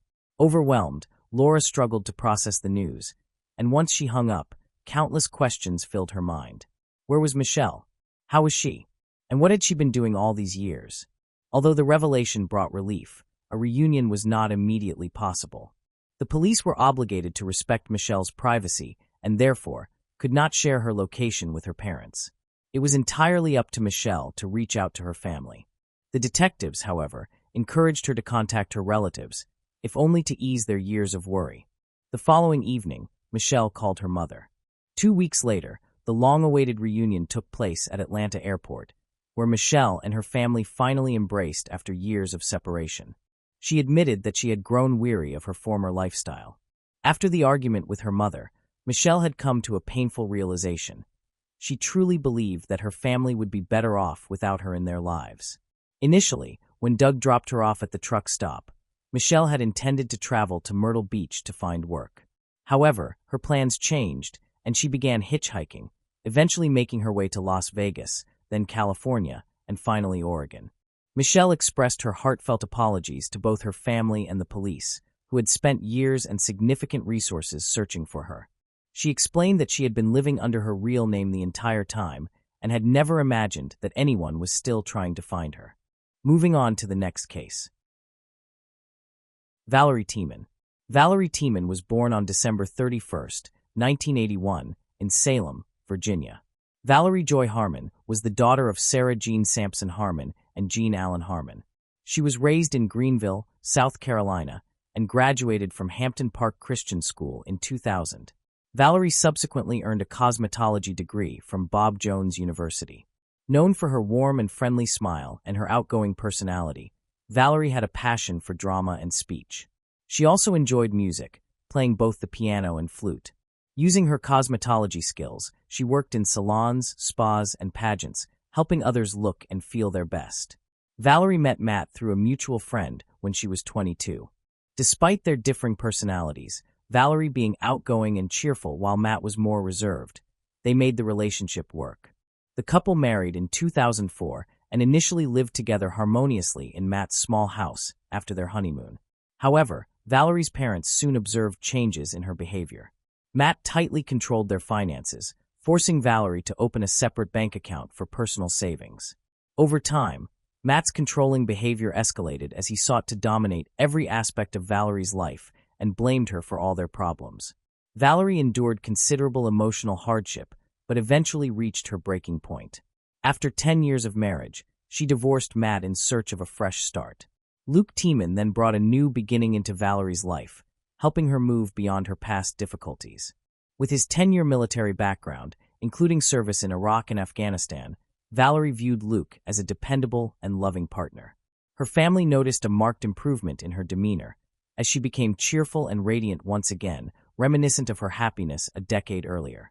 The couple married on June 6, 2014, and began living at Luke's parents' home in Fairfield, Maine, while Valerie's own parents remained in South Carolina. After a visit to her family in South Carolina, Luke and Valerie returned to Maine in August 2016. On August 24, 2016, Valerie's mother, Sarah Jean Harmon, had her last conversation with her daughter via text messages. Around this time, Luke had begun interacting with a woman on Facebook and was reportedly seen with her by several people. On the night of August 24th, Luke and the woman were intimate, and it appears that Valerie discovered his infidelity that evening. On August 25th, 2016, Valerie called Luke 31 times over the course of 5 hours. A mutual friend of the couple reached out to Valerie via Messenger, informing her that Luke was involved with other women and claiming that they were separated. Valerie responded with multiple messages expressing her heartbreak and asserting that God had a plan, that Luke would never find a better woman than her, and that he had lost her. On August 26, 2016, Luke Tiemann moved in with the woman with whom he was having an affair, telling her that his wife Valerie had left him for another man. Meanwhile, Valerie's parents, Sarah Jean and Alan Harmon, grew increasingly concerned because Valerie, who had previously called them weekly, had suddenly stopped responding to their calls and texts. After a week of unsuccessful attempts to reach her, they decided to contact Luke to inquire about how he and Valerie were doing. The following day, Luke replied, saying that they were fine and that he loved her very much. However, another 13 days passed with no word from Valerie, prompting her parents to reach out to Luke's father for assistance. To their astonishment, Luke's father informed them that Valerie had been missing for approximately 2 weeks and that they had not seen her, even asking what should be done with her belongings. When Alan confronted Luke about why he had not informed them of Valerie's disappearance, Luke claimed he had been waiting for Valerie to contact her parents herself, as he did not want to speak poorly of her. He reiterated his story that Valerie had left him for another man, but her parents knew this to be false. They recognized that such behavior was entirely out of character for Valerie and were certain she would have reached out to them, knowing they would worry. On September 9, 2016, Alan filed a missing person report with the Fairfield Police Department. Detectives initiated an investigation, beginning with a visit to Luke Tiemann's parents' home, where Valerie had been living with her husband. During the visit, they spoke with Luke's mother, Laurel Tiemann, who claimed to have no knowledge of Valerie's whereabouts. As a result, the detectives left without obtaining any new information. Valerie's parents had always found it difficult for their daughter to live with Laurel, whom they perceived as overbearing. 2 weeks after Valerie's disappearance, Laurel packed all of her belongings into garbage bags. This action clearly reflected Laurel's attitude toward her daughter-in-law. She appeared unconcerned about Valerie's well-being and seemed primarily motivated by a desire to remove her belongings from the house. The police were attempting to locate Luke Tiemann to question him, but he was nowhere to be found. They visited his home, but he was absent, and his parents claimed they did not know his whereabouts. However, 5 days after Valerie went missing, Luke unexpectedly contacted the police himself, acknowledging that he was aware they wanted to speak with him. During this conversation, the detectives asked him about Valerie and the last time he had seen her. Luke's response was peculiar. He stated that about 2 weeks earlier, he and Valerie had stopped by the local Walmart to purchase groceries. While he went inside the store, Valerie remained in the car. When he finished shopping and returned to the vehicle, Valerie was gone. Luke claimed that he attempted to reach her by calling and texting, offering to take her back. He also indicated that his marriage to Valerie was on the brink of collapse. According to him, Valerie had mentioned another man during a conversation, leading him to believe she was having an affair. Despite this, Luke said he did not know the man's identity or address and assumed Valerie had left him for this unknown individual. Valerie's family, however, insisted that she had never mentioned anyone else besides Luke in her life. Police issued a public appeal through the media, releasing a photo of Valerie and asking anyone who had seen her in recent weeks to provide information to the detectives. The circumstances surrounding her disappearance from the Walmart parking lot, including her belongings being found in garbage bags, appeared suspicious. It was also unclear why Luke Tiemann, Valerie's husband, had made no apparent effort to search for her, possibly due to preoccupation with another woman. Investigators visited the Walmart where Luke and Valerie had been on the day of her disappearance and reviewed the surveillance footage. Despite searching for over an hour, they found no evidence of Luke, his red pickup truck, or Valerie on any of the recordings. This discovery revealed that Luke had lied to the police and was concealing something. The investigators decided to interview Luke in person, but they did not disclose all the information they had gathered. They suspected that he might contradict himself or alter his story if he knew the full extent of their knowledge. Luke's open affair with Billie Joe Goodman did not go unnoticed. While he admitted to cheating on Valerie, he claimed it was an attempt to cope with their recent breakup. Billie Joe, however, had a history of failed relationships, but when she met Luke, she believed he was the one with whom she could build a stable future. This development led investigators to a critical question. Did Valerie pose a threat to Luke and Billie Joe's burgeoning relationship? Was it possible that the couple wanted to start anew and viewed Valerie's presence as an obstacle they needed to remove to ensure their plans remained undisrupted? The police interviewed Billie Joe, who stated that she thought Luke had divorced his wife. When questioned, she denied any knowledge of Valerie Tiemann's disappearance. Meanwhile, a local informant tipped off the police about a driver's license found in a parking lot near Billie Joe's home, which belonged to Valerie. This discovery raised suspicions, as it seemed improbable that Valerie would abandon her personal belongings and identification to run off with someone else. On September 19, 2016, Luke Tiemann gave an interview to News Center, Maine. This occurred 10 days after Valerie's father, Alan, had filed a missing persons report with the police. During the interview, Luke told reporters that he and Valerie had gone to Walmart, but that Valerie was not in the car when he returned. At the time, he was unaware that the Walmart CCTV footage did not support his account. Police dogs trained to detect human remains were brought in to search the last known location where Valerie had lived. The search plan involved checking the house, the surrounding land, and the nearby stream. After approximately 5 minutes, a police dog picked up a scent in the woods behind the team and family house. An officer began digging into the soil with his hands and uncovered a shoe protruding from the ground. Other officers, wearing gloves, joined in to assist with the excavation. They eventually uncovered a woman's body, wrapped in a blanket and buried along with a collection of unusual items. These items included a bag of potato chips, a bottle of Gucci perfume, a package of sweet tarts, a flannel shirt, a mason jar, a handwritten note, and a wedding ring. The ring was discovered later, during evidence preparation for trial. Sergeant Scott Bryant, chief of Maine's evidence response team, was processing the contents of the mason jar, which contained dirt, flower stems, and twigs, when he heard a thud and found the ring. Although it was not specified whether the ring belonged to a man or a woman, Bryant noted that it was significantly larger than his own wedding ring. The body was transported to the forensic medical examiner's office for autopsy and identification. Tragically, Sarah Jean and Alan Harmon received the devastating news that every parent fears most. The body found behind the Tiemann family house was identified as their daughter, Valerie. Valerie had been living in the house with Luke, his parents, and his younger brother, Sam. During the investigation, detectives searched the barn and discovered landscaping tools belonging to Sam, which had been used to dig the burial site where Valerie's body was found. They also uncovered a device associated with illegal substance use. Further inquiry revealed that Sam Tiemann had a history of drug use, which Valerie had confided to her parents about during her visit to South Carolina. The police needed to determine whether Sam had been involved in Valerie's death. During a search of Luke's parents' bedroom, investigators discovered a .45 caliber handgun that Luke Tiemann had purchased in 2015. Despite these findings, Luke's parents claimed they had no knowledge of Valerie's burial near their house, a statement that investigators found unlikely. Around the time Valerie's body was discovered, investigators also located Luke with his new girlfriend, Billie Joe. Luke Tiemann was arrested and taken in for questioning. He told investigators that Valerie had died from a drug overdose on August 25, approximately a month earlier, due to her alleged use of illegal substances. According to Luke, he withheld the information from Valerie's parents to spare them the distress of knowing about her drug use. Instead of contacting 911, he left her body in bed until evening, then wrapped her in a blanket, added a note, and buried her in the woods behind the house with the assistance of his brother, Sam. According to Luke, Valerie did not have any physical injuries before she died. However, the autopsy results revealed that Luke was not telling the truth.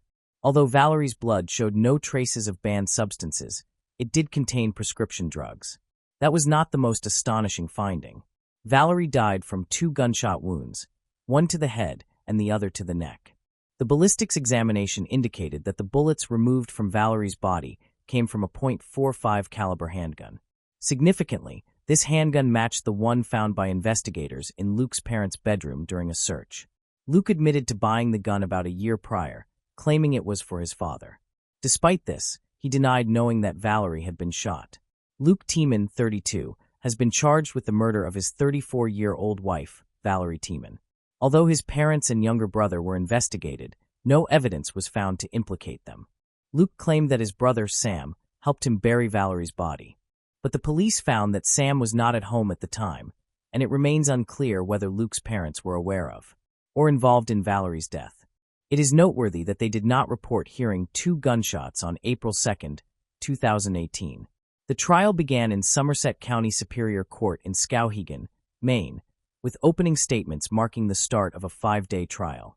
Luke pleaded not guilty, arguing that he had been framed. He claimed that he would not have left incriminating evidence, such as an engagement ring and a note, near the body. But forensic examinations linked all the items found with Valerie's body to Luke Tiemann. A computer forensics expert testified, revealing that Valerie's phone had last been used on August 25, 2016, the day authorities believe she was killed. The detective explained how tracking cell phone activity can help establish an individual's location at the time of a call. On that day, Valerie made 31 calls to Luke, who was allegedly spending time with his new girlfriend, Billie Joe.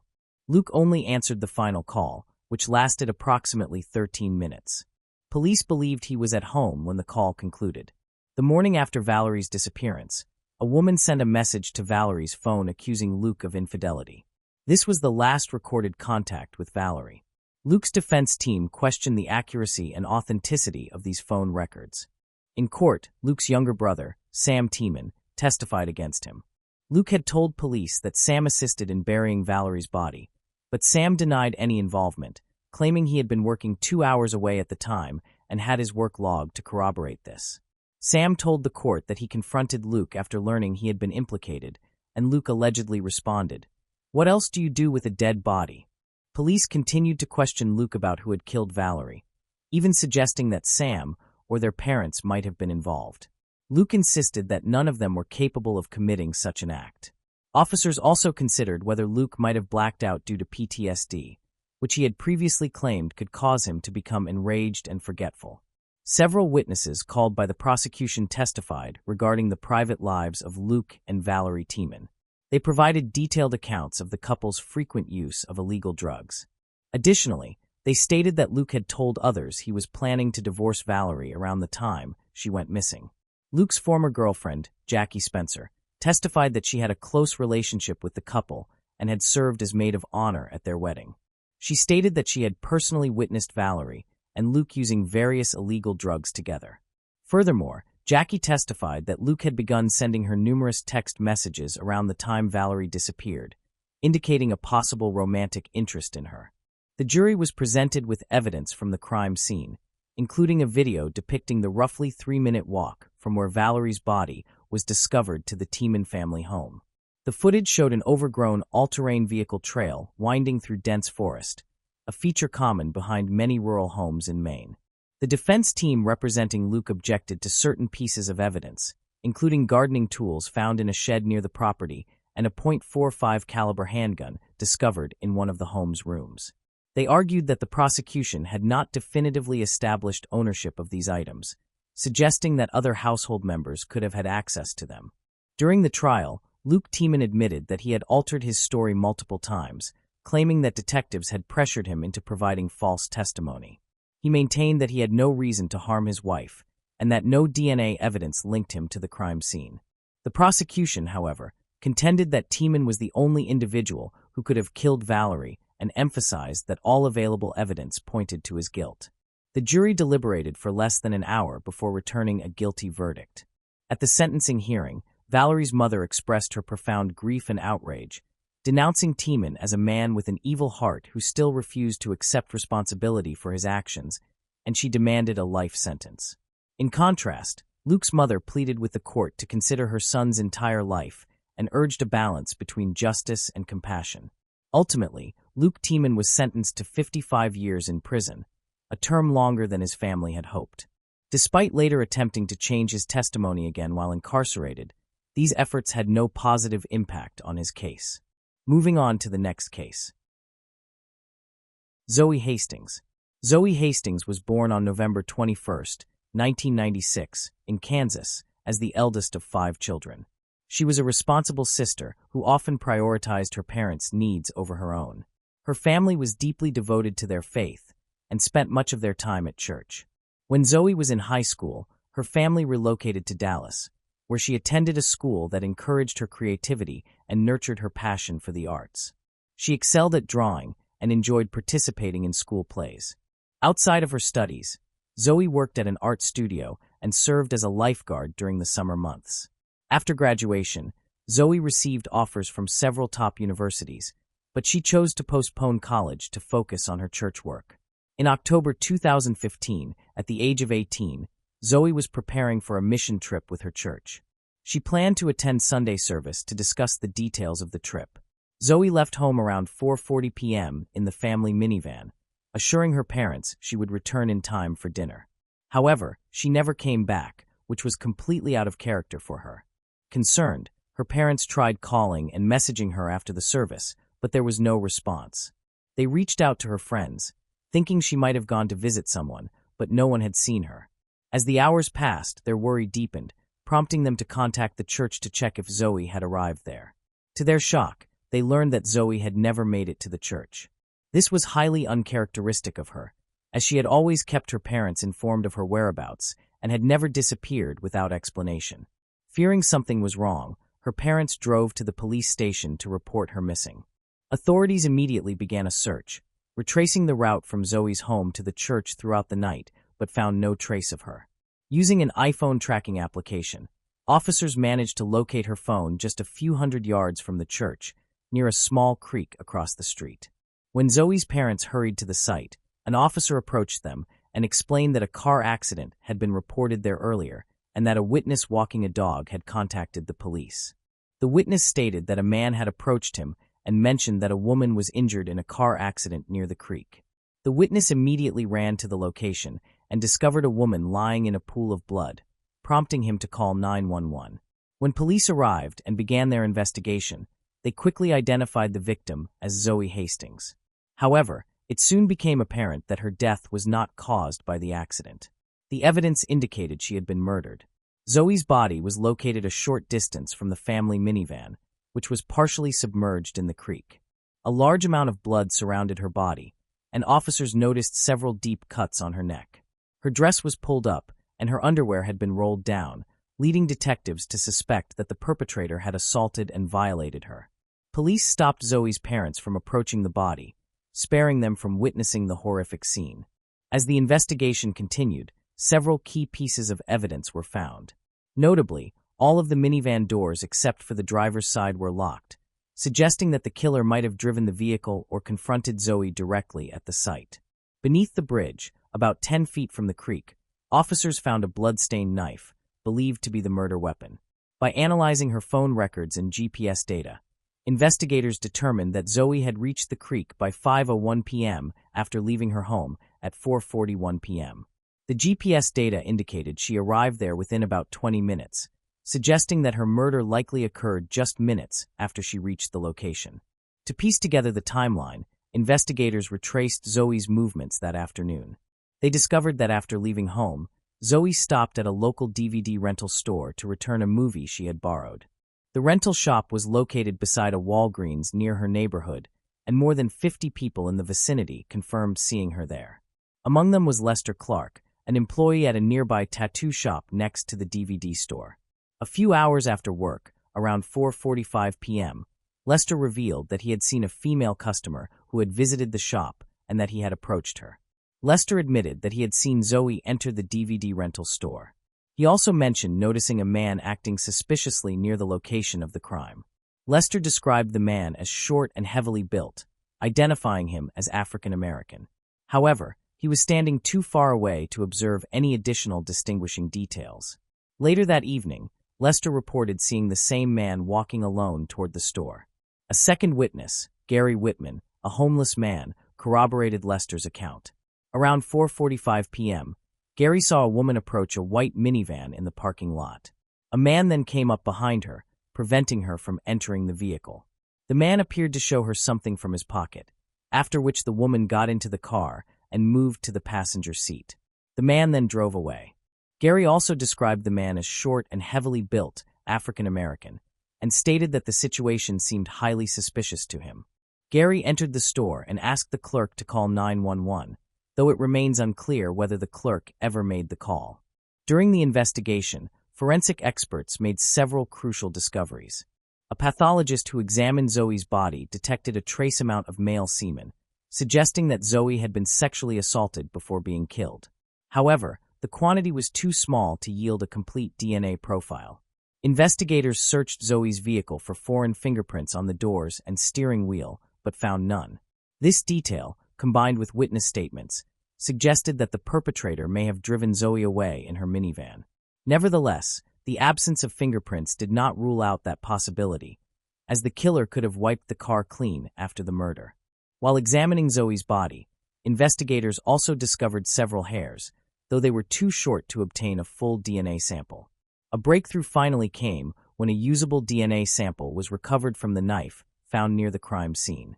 The DNA matched 34-year-old Antonio Cochran, who had a history of violent criminal behavior, including prior arrests for theft, assault, and home invasion. A year before Zoe's murder, Antonio had been accused of sexually assaulting a 17-year-old girl, the daughter of his girlfriend. According to the victim, Antonio had offered her a ride, but instead drove her to a secluded location, where he assaulted her. He was arrested and claimed that the sexual encounter had been consensual, but the prosecution failed to establish his guilt, leading to his acquittal. Antonio then became the main suspect in the murder case, and as a result, he was taken into custody. During questioning, however, Antonio denied any involvement in the crime.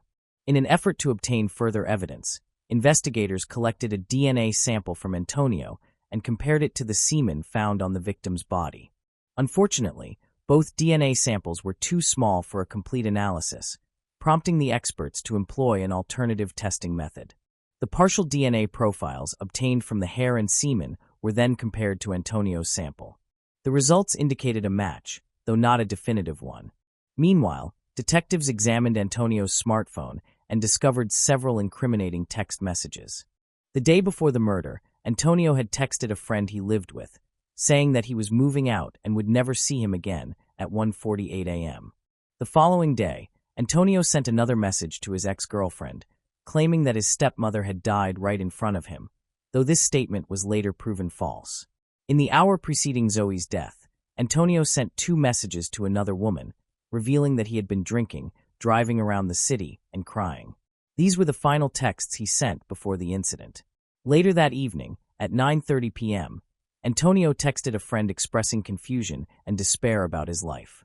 The next day, he messaged his ex-girlfriend again, saying that his life was over and that she would soon understand why. Detectives reviewing Antonio's internet activity found that he had visited local news websites more than 30 times before his arrest, focusing mainly on the crime sections. Notably, 5 of these visits were specifically related to articles covering Zoe's murder. This behavior stood out, as Antonio had rarely accessed news sites prior to Zoe's death. His browsing history also revealed a single visit to a web page about gang activity. Further examination of his smartphone uncovered GPS data showing that at 4:34 p.m., Antonio's phone had connected to a cell tower servicing the area where the store was located, around the same time Zoe was present there. While this information was not definitive proof, it indicated that Antonio's phone had been near the store just minutes before Zoe left the parking lot. This detail was significant because Antonio's residence was far away, and his phone had been connected to a different nearby tower for most of the day. Investigators also learned that Antonio had begun working at a grocery store only 3 days before the incident. However, the day following the murder, Antonio failed to report for his shift without offering any explanation. Despite the considerable circumstantial evidence against him, the most compelling piece remained the DNA found on the knife handle. Nevertheless, this evidence alone might not have been sufficient for a conviction, since merely handling the knife did not prove that Antonio had committed the murder. It was possible that Antonio had used the knife in another context, and someone else might have later used it to carry out the crime. With no additional evidence discovered, investigators chose to move forward with the case and present it in court. The prosecution laid out its version of the events. According to their account, Antonio approached Zoe in the parking lot, threatened her with a knife, and forced her to enter her car. He then took the driver's seat and drove away. The prosecution maintained that Antonio, who was emotionally unstable due to the loss of a relative and intoxicated after consuming a large amount of alcohol, had intended to assault Zoe when he abducted her. Investigators theorized that Antonio had chosen Zoe at random when he saw her in the parking lot, seizing an opportunity to commit the crime. He then drove to a secluded creek area, concealed by trees and low terrain, where he forced Zoe out of the vehicle and attacked her, stabbing her 6 times in the neck. Antonio returned to the car and attempted to drive it into the creek, likely to conceal any remaining evidence. However, the vehicle became only partially submerged, allowing Antonio the chance to wipe his fingerprints from the steering wheel and door handle before fleeing the scene and returning to the store, where Lester had reportedly seen him, according to initial testimony. The defense contended that most of the evidence was inconclusive and insufficient to prove Antonio's guilt. For instance, the hair analysis merely indicated that Antonio could not be excluded as a possible contributor to the DNA, but it did not confirm his involvement. Similarly, the DNA found on the knife did not necessarily prove that he had committed the murder. The defense further argued that Antonio could have touched the knife under unrelated circumstances before starting his job at the grocery store. They proposed that he might have handled the knife while working at a movie theater, where he occasionally collected items left behind by patrons. However, no evidence was found to support this assertion. Furthermore, if someone had taken the knife from the theater and used it to commit the murder, they would have needed to handle it carefully to avoid wiping away Antonio's DNA from the handle, which would have been a difficult task. The defense sought to discredit the testimony of the second witness, Gary, by disclosing that he had an active warrant for his arrest due to a parole violation. They attempted to have his testimony excluded, but the prosecution contended that Gary's decision to cooperate with law enforcement despite the risk of arrest demonstrated his honesty. Gary maintained that he simply wanted to do the right thing, even if it resulted in his arrest. Antonio's defense team argued that their client had been elsewhere at the time of Zoe's murder, assisting a friend, but they were unable to present any convincing evidence to substantiate this claim. At first, the prosecution pursued the death penalty for Antonio, but as the trial proceeded, they recognized that achieving such a sentence would be difficult given the evidence available, and they ultimately withdrew the request. After extended deliberation, the jury found Antonio guilty of murder and sentenced him to life imprisonment with the possibility of parole after 30 years. Zoe's parents expressed their appreciation to the investigators and everyone who contributed to the trial for ensuring justice for their daughter. Her father stated that he had always warned his children about the dangers of the world and had taken every possible precaution to protect them. Yet, despite his vigilance, his eldest daughter was abducted just a short distance from their home, and he had been powerless to stop it. Moving on to the next case. Brianna. Brianna grew up in Hayden, Alabama, USA.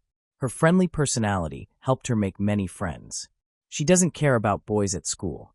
Instead, she devotes herself to her studies with the goal of becoming a nurse. After graduating high school, she enrolled in a nursing program at Wallace Community College. There, she met Stephen Nix, who was known to enjoy drinking and gambling. He was not concerned about having a stable job and often acted irresponsibly. Stephen worked as a cleaner at the medical center where Brianna was interning, and he seemed uninterested in improving his life. Despite their differences, they began dating, and at one point Brianna moved into his house where he lived with his parents. However, after a while, Stephen admitted to Brianna that he was having an affair with a co-worker. This revelation shocked Brianna, leading her to end the relationship. She then focused on her studies and successfully earned her nursing degree. During the following year, Stephen repeatedly tried to reach out to her, pleading for another chance and promising he would never cheat again. Eventually, Brianna relented and agreed to give him another opportunity. They later got married, and both started working to save money for their first home. The problem started when Stephen lost his job as a cleaner. He attempted to find another job, but had difficulty maintaining any position for long. After several attempts, he eventually stopped looking for work altogether. His daily routine began to mirror that of a teenager. He spent his nights playing computer games and slept until the evening. Although Brianna had a good income, but Stephen, who was not contributing financially, took control of the family budget. Brianna had to ask him for every dollar she needed for basic necessities, often pleading with him for even essential items and food. However, Stephen didn't control his spending, so he ended up in debt of about $50,000. To address this issue, he persuaded Brianna to declare bankruptcy. At that point, he had such control over her that she felt she couldn't refuse. In 2019, they went through with this plan, and the debts were eliminated, but it took a big toll on Brianna, leaving her morally exhausted. The stress caused by Stephen led her to depression, requiring expensive medications. After a few months, she was offered a life insurance policy at work, which depended on her income as a nurse. When she brought it up to Stephen, he agreed it was a good idea. By February 2020, Stephen was still unemployed and was heavily reliant on Brianna. She started to suspect that he might betray her again and feared he was using illegal drugs. To protect herself, Brianna hid her medications from him, but he continued to control her finances and her life. She felt trapped in a toxic relationship and was unsure how to escape, fearing her parents would judge her for wasting time on someone unworthy. Ultimately, she only confided in a few close friends and her sister, sharing her intention to file for divorce. On March 2, 2020, around noon, Stephen called 911, claiming he found his wife, Brianna, unresponsive in the bathroom. The dispatchers instructed him to perform CPR, but throughout the call, he made no attempt to help his wife. Instead, he focused on telling his version of incident while ignoring their instructions. 5 minutes later, when paramedics arrived, a county sheriff's deputy and some of Stephen's family members were already present. It was unusual that an officer, who was supposed to be half an hour away from the incident, arrived even before the paramedics. The Stephen family lived far away, yet they arrived at his house very quickly. Soon after, Brianna's relatives also arrived. Stephen called his mother and sister at 12:20 p.m. After the ambulance had arrived, he informed them that Brianna had ended her life and said he had witnessed similar things in the past. His family was shocked and rushed to the house. The medics tried to revive Brianna, but it was too late. By the time the ambulance arrived, she was already cold, indicating that she had been dead for several hours. A syringe with an 18mm needle was found nearby, leading to speculation that Brianna may have died from an overdose of illegal drugs. Stephen explained that his wife's body had already cooled down when he found her. He said he was preparing to go outside when he heard a loud noise from the bathroom, which sounded like something had fallen. He dismissed it, thinking it was just mobile phone. After going shopping and returning about an hour later, he went upstairs and found his wife lifeless. Brianna's family rejected the idea that her death was due to an overdose. They frequently communicated with her and did not see any signs of substance abuse. As a nurse, Brianna was subject to random screenings for alcohol and illegal drugs at work, and her results were consistently negative. Her colleagues also expressed disbelief, stating they could not imagine her using anything harmful. When Brianna's relatives arrived, they observed that Stephen appeared calm and not overly concerned about the situation. He was even cleaning the bathroom. However, his demeanor changed dramatically, and he became nervous once police officers arrived. While the police were focused on investigating the crime scene, Stephen took a bag of collected garbage from the bathroom and threw it into his pickup truck, instead of the trash bin. When the police requested access to Brianna's mobile phone, Stephen refused. However, her sister was able to unlock the phone and discovered that Stephen's last call to Brianna was made at 7:53, a time when he usually would still be asleep after a night of playing video games.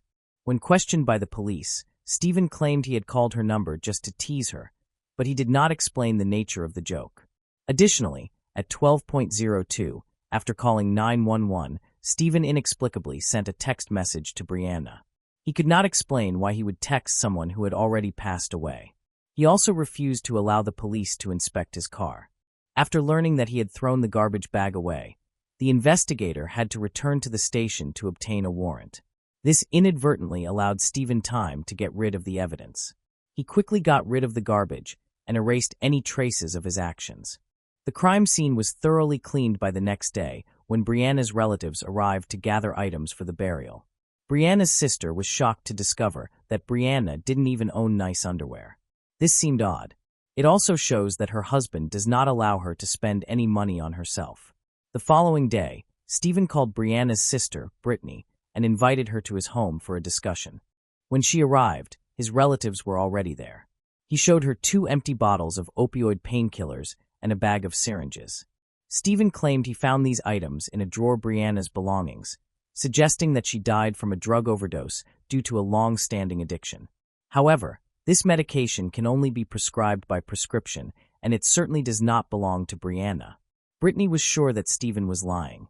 After Brianna's death, Brittany and her mother went through Brianna's things and didn't find anything missing. They would have been aware if anything was gone. Then, Stephen showed Brittany another drawer that had Brianna's underwear in it. He claimed to have found more evidence there that Brittany and her mother had overlooked. At that point, Brittany started to think that Stephen might have been involved in Brianna's death, and she no longer wanted to listen to him. Brittany went to the funeral home to style her deceased younger sister's hair and makeup, Brianna, despite strong objections from Stephen's family. Upon arriving, she quickly realized why they were so concerned. She discovered her sister's body covered in numerous fresh bruises and over 80 injection marks, some new and others starting to heal. At the time of her death, Brianna was a certified nurse and knew how to administer injections properly. If she had a secret substance addiction, her level of bruising is also not normal. Additionally, some injection sites were located in where Brianna couldn't have reached herself without assistance. They also found signs of trauma on her palms, resembling defensive wounds. The condition of the needle marks indicated they were inflicted about 8 to 12 hours before her death. The nature of some injuries suggested that someone had restrained Brianna while administering the injections. This case cannot be considered end your own life, and it feels like the police are against Brianna. Brittany was able to take several photos of the Brianna body before being removed from the funeral home. She collected crucial evidence indicating that Brianna had died a tragic death. Brittany suspected that Brianna's husband, Stephen, was responsible. At Brianna's funeral, Stephen did not speak to anyone nor offer any greetings. He attempted to fake tears, but ultimately had none, and many attendees noticed he appeared very unnatural. Several witnesses said Stephen bragged about connections that could help him evade justice. He even speaking with a mourner who turned out to be a police officer from another city, but he quickly ended the conversation when he realized this. At that time, no one was aware that the deputy sheriff who arrived at the scene before everyone else was related to Stephen. Brianna's sister discovered that this deputy was not included in the investigation records despite having full access to the crime scene. In October 2020, an investigator contacted Brianna's family to inform them that she had been the victim of a crime. The investigator suggested that she may have been killed because she witnessed another crime and was killed as an unintended witness. However, this theory was never confirmed, and the investigation was eventually closed. Stephen continued to live in the home he shared with his late wife, Brianna. Just a few days after Brianna's death, Stephen's longtime mistress moved in with him. They even renamed Brianna's favorite dogs. He received $160,000 in life insurance money from Brianna's death.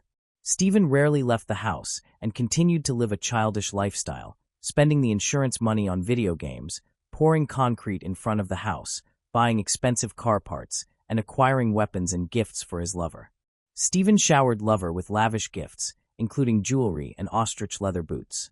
However, he was unable to afford a tombstone for Brianna's until 6 months later, and this only happened after her relatives pressured him to do so. Brianna's family was appalled by his actions from the start. They sought justice for her by filing complaints with the police and other authorities, but their efforts were in vain. The case was closed, labeled as an accident, and no investigation was conducted to gather evidence or identify suspects. Brianna's family continued to appeal to higher authorities, requesting that the police reopen the investigation, but they were told it was under the jurisdiction of a different police station. The Brianna's family is concerned that Stephen's connections are obstructing the investigation.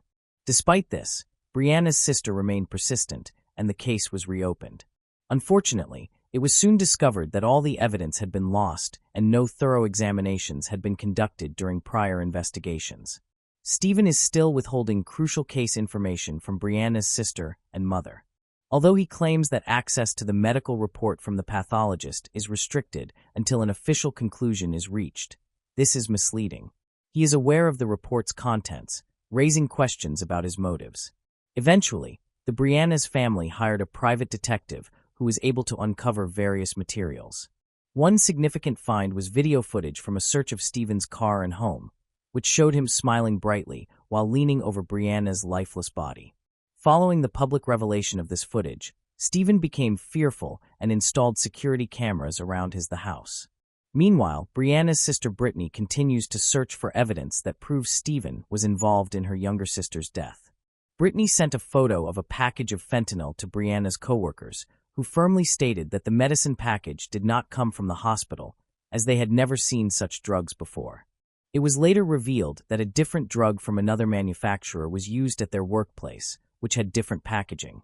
This contradicted Stephen's earlier claim that Brianna had become addicted to drugs at work. Moreover, an official request from a medical institution confirmed that Brianna could not have stolen the drugs as their records were strictly monitored. The large needles found in Brianna's home were not typically used for such drugs, and Brianna, a nurse, was aware of this. Additionally, Brianna's family received a toxicology report about 4 months after her death. The report revealed that her body contained high levels of various psychotropic substances, including of antidepressants and fentanyl, almost double the lethal dose. The Brianna's family believes that Brianna, given her experience with medications, would not have made such a mistake or acted carelessly. When Brittany spoke to the medical examiner responsible for the autopsy and the cause of death determination, he mentioned that the conclusions in the autopsy report heavily relied on the circumstances surrounding the death. They reviewed reports from investigative agencies like the sheriff's office and the coroner's office. Brianna's death certificate states that the immediate cause of death was an overdose, and it categorizes her death as an accident. However, achieving justice remains difficult. The Brianna's family initiated a petition to raise public awareness, which could have helped with legal and social expenses. Unfortunately, they only raised $5,000 instead of the needed $20,000, leaving the majority of the financial burden on Brianna's family. The case is over. Justice has not been served. We will follow the new details of the case in the future. Moving on to the next case. Edith L. Yates Henderson and her husband. A shocking double homicide involving former Lakeland, Florida City Commissioner Edith L. Yates Henderson and her spouse. Edith L. Yates Henderson, referred to as Edie, was a highly respected and cherished figure in Lakeland, Florida. Born in Chickasha, Oklahoma, on February 7, 1953, she relocated to Lakeland with her family at the age of 4. She graduated from Lakeland High School in 1971 and subsequently attended Florida Southern College, where she achieved academic distinction. She was the first female student body president at Lakeland High School and later became the first female president of the Florida Institute of Certified Public Accountants. Edie served as a Lakeland City Commissioner from 2006 to 2018 and was deeply involved in numerous community organizations. Her husband, David Henderson, was a well-regarded businessman. He was born in Richmond, Virginia, on October 17, 1957. A commercial real estate developer, he collaborated on several significant projects with Edie, including the restoration of the historic Terrace Hotel in Lakeland. On November 10, 2020, Edith's son, Todd Bayless, was unable to reach his mother through text messages and phone calls throughout the day, and she had also missed a scheduled doctor's appointment. Concerned, he went to their residence to check on them. Upon entering the home, he discovered the oven and gas stove in the kitchen still operating, breakfast left untouched on the table, and drawers open and in disarray. He departed the house shortly afterward and contacted 911. Police arrived to assess the situation and found Edith and David tragically deceased at their home near Lake Morton in Lakeland, Florida. Edith was found with multiple blunt force injuries and stab wounds to her body, while David was discovered on the bedroom floor with severe stab wounds to his upper torso. Both victims had been restrained. Investigators believe the murders were connected to a robbery. According to police reports, the assailant stabbed the couple more than 20 times and took jewelry, credit cards, and a white Audi. The home had been ransacked. Their deaths shocked the Lakeland community, where both were widely recognized for their contributions to local life. The perpetrator attempted to set the house on fire to destroy evidence. When officers entered Edith's residence, they noted that all the appliances were gas-powered, and both the stove and oven were still on. A few days later, police discovered the white Audi burning in a field near Oregon Avenue. The missing belongings were later pawned at a store under Walden's name, which, along with the use of Edith's credit card, led authorities to identify the main suspect as Marcel Walden, 36, a homeless man. After securing an arrest warrant, Walden was taken into custody by police at the Lakeland Motel, where he had been staying on November 11, 2020. Walden faced 10 counts of felony battery and first-degree murder. Police reported that Walden had previous convictions for domestic violence, burglary, trespassing, resisting arrest, and multiple driving offenses, including operating a vehicle on a suspended license. According to Sam Taylor, head of detectives, Walden had been released from prison in 2016. A few days afterward, Lakeland police announced the arrest of an individual who had pawned jewelry stolen from Edie's home on the day of the murders the prior week. Jarvis Collins provided crucial testimony linking Walden to the murders of Edith and David. Collins admitted to pawning jewelry that Walden had given him, which had been stolen from Edith's residence. This testimony strengthened the prosecution's case by confirming Walden's possession of stolen property related to the crime scene. During the preliminary hearing, Walden was accused of attacking Edith and killing her while her husband left the house for breakfast, then killing David upon his return when he searched for his wife. Walden admitted to the theft, using Edith's credit cards and setting the car on fire, but offered no substantial statements regarding the murders. He pleaded not guilty and was assigned a public defender because he could not afford to hire his own attorney. In 2021, proceedings in Walden's case experienced significant delays, largely due to motions filed by his defense team. The primary cause of these delays was the defense's claim that he had an intellectual disability, which would render him ineligible for the death penalty. The defense presented expert testimony and evaluations to support their assertions regarding Walden's intellectual disability. This included examinations of his cognitive functioning and mental health history, which required detailed consideration by the court. In addition to the mental health claims, other procedural motions were filed, including requests to exclude specific evidence. These legal challenges resulted in numerous postponements in the trial schedule. Ultimately, the trial could not move forward as initially scheduled in 2021 and was postponed until 2022. Marcel Walden's trial took place during 2022 and 2023, with his defense team continuing to argue that he was mentally disabled and therefore ineligible for the death penalty. They presented expert testimony to substantiate this claim. However, the prosecution countered by asserting that Walden was mentally competent to face trial.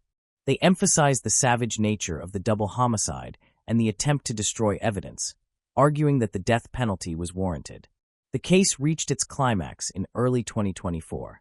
During Walden's 2024 trial, the prosecution presented a compelling case, including numerous witnesses and evidence supporting the assertion that Walden was responsible for the brutal murders. Prosecutor Levine stated that Walden had been observing Edith's home for several days. Security camera footage placed Walden near Morton Lake before the murders, and witnesses informed investigators that they had seen Walden in the area on the day of the killings. One woman told investigators that Walden startled her at 7:17 a.m. in the empty parking lot of her office and asked her for the time. The victim's longtime neighbor, Linda Boyington, reported witnessing an Audi being driven out of the garage. She clarified, however, that the driver was not the victim's usual driver. This testimony aligned with other evidence, including surveillance footage, and the discovery that the car had been set ablaze in an attempt to destroy proof. Boyington's account provided additional evidence of Walden's involvement in the theft and his attempt to conceal it. A key witness was Jarvis Collins, implicated in the case because of his role in pawning jewelry stolen from Edith's home. The defense suggested that Collins could have been involved, but the prosecution rejected this notion, emphasizing that Walden had both the means and opportunity to commit the crime. Levine stated that while David was at Fat Jack's waiting to collect breakfast, a receptionist at a nearby business observed Walden walking past her window carrying an empty red or maroon drawstring bag on his back. He was wearing black shoes and dark jeans, and she informed investigators that he was heading in the direction of the victim's residence. Additionally, Levine presented evidence, including a photograph of Edith while she was still alive. The photograph taken by Walden before the murders coincidentally captured his black sneakers in one frame, his knife in another, and his silver pistol in a third frame. A knife recovered at the crime scene was forensically matched to the wound on the victim. The prosecution also presented a $5,000 check to demonstrate that Walden had a clear financial motive for the murders. Walden had compelled Edith to sign the check prior to killing her. The prosecution contended that this established that Walden had premeditated the crime. Alongside evidence of stolen property and the burned vehicle, these statements and pieces of evidence played a pivotal role in the trial. Nevertheless, Walden's defense team argued that the case was not as straightforward as the prosecution asserted. They sought to challenge the thoroughness of the investigation.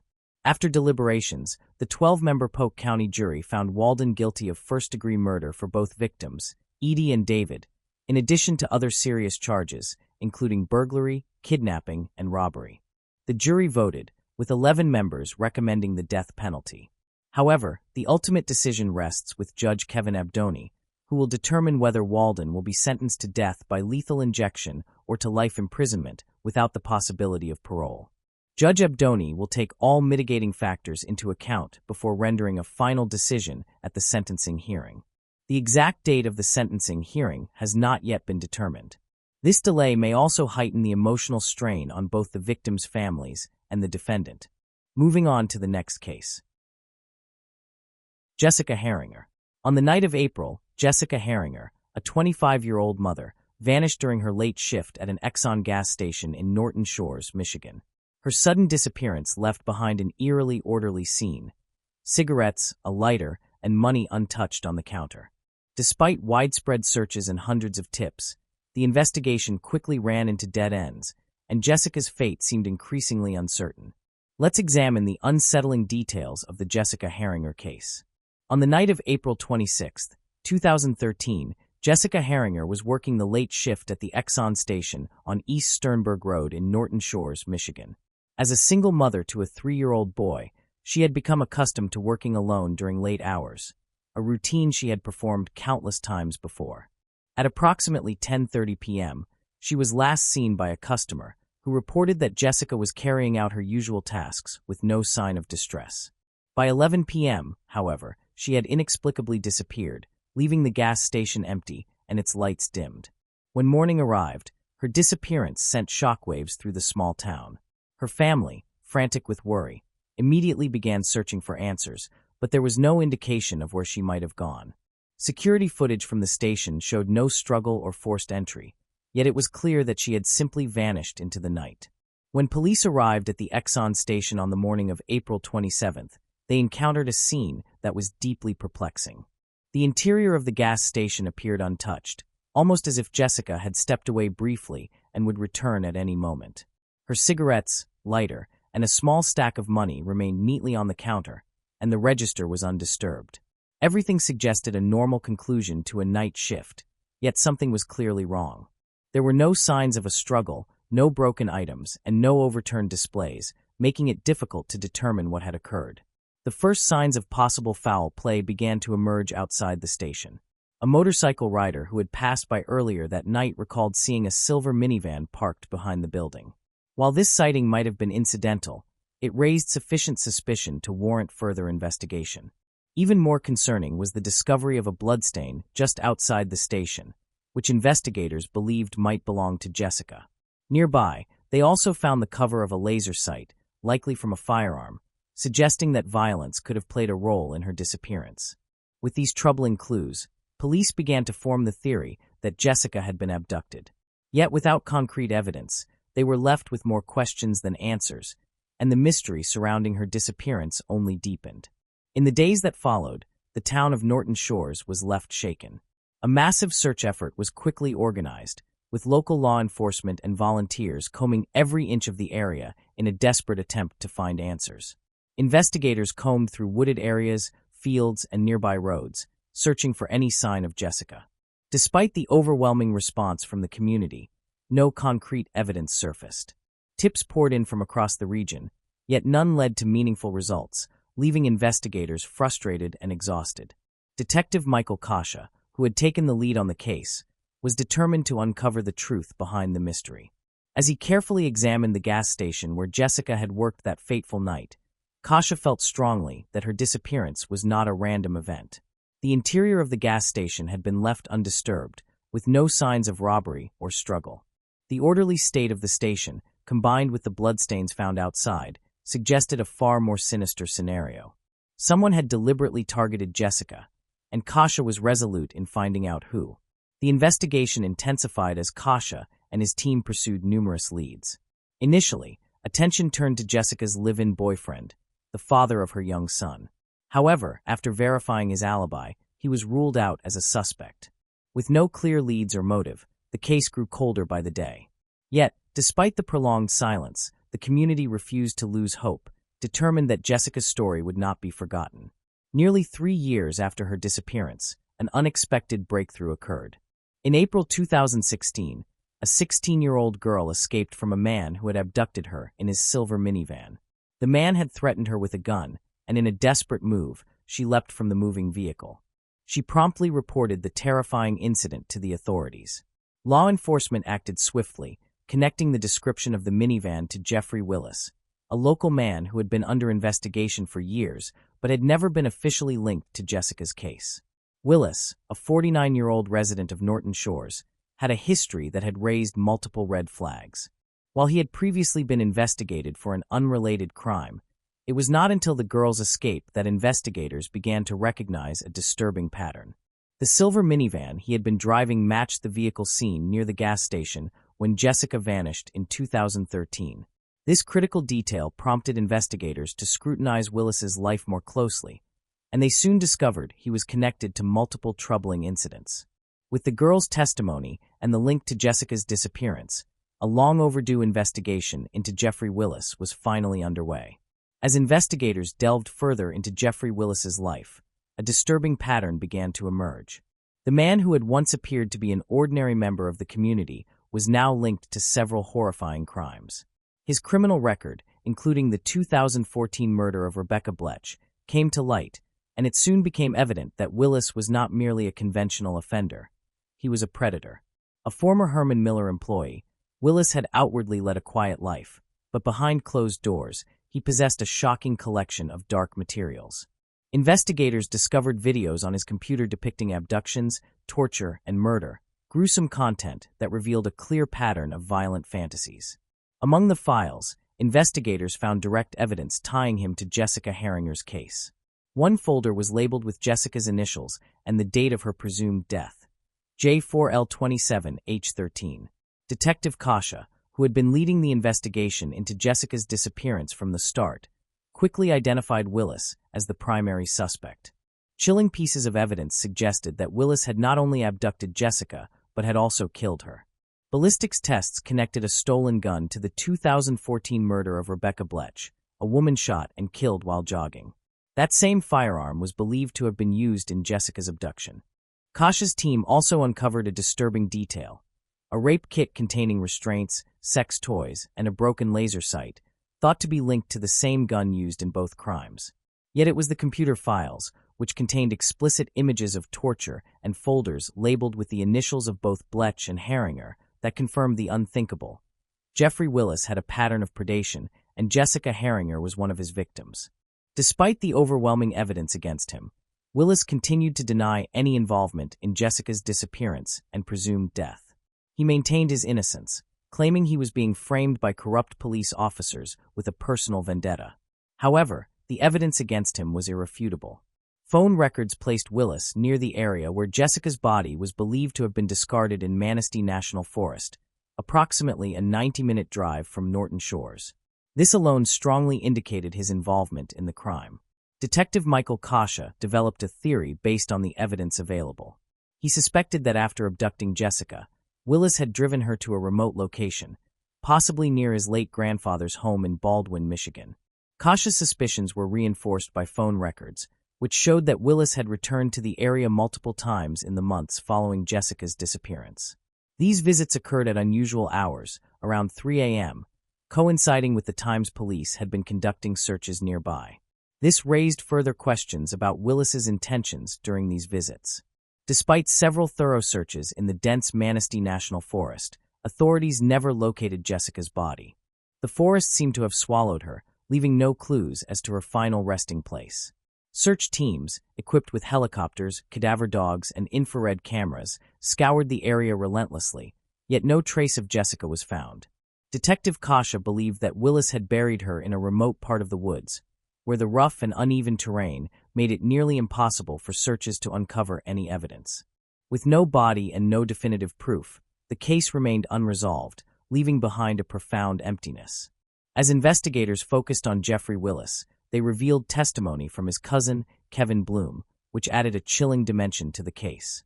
Bloom, a former state prison guard, claimed to have been at Willis's home in Norton Shores shortly after Jessica's disappearance. During the visit, Bloom stated that Willis showed him a woman's body lying face down in the basement. The woman appeared to have suffered a fatal head wound, and her body was bound and completely naked. According to Bloom, Willis admitted that he had tortured the woman before killing her. Bloom also claimed that he had assisted Willis in disposing of the body, transporting it to a hole near some railroad tracks. However, Bloom later recanted his statement, alleging that investigators had pressured him into making the claim. Despite the recantation, law enforcement remained convinced that Bloom's account was truthful. The details he provided were too specific to ignore and aligned with the other evidence implicating Willis.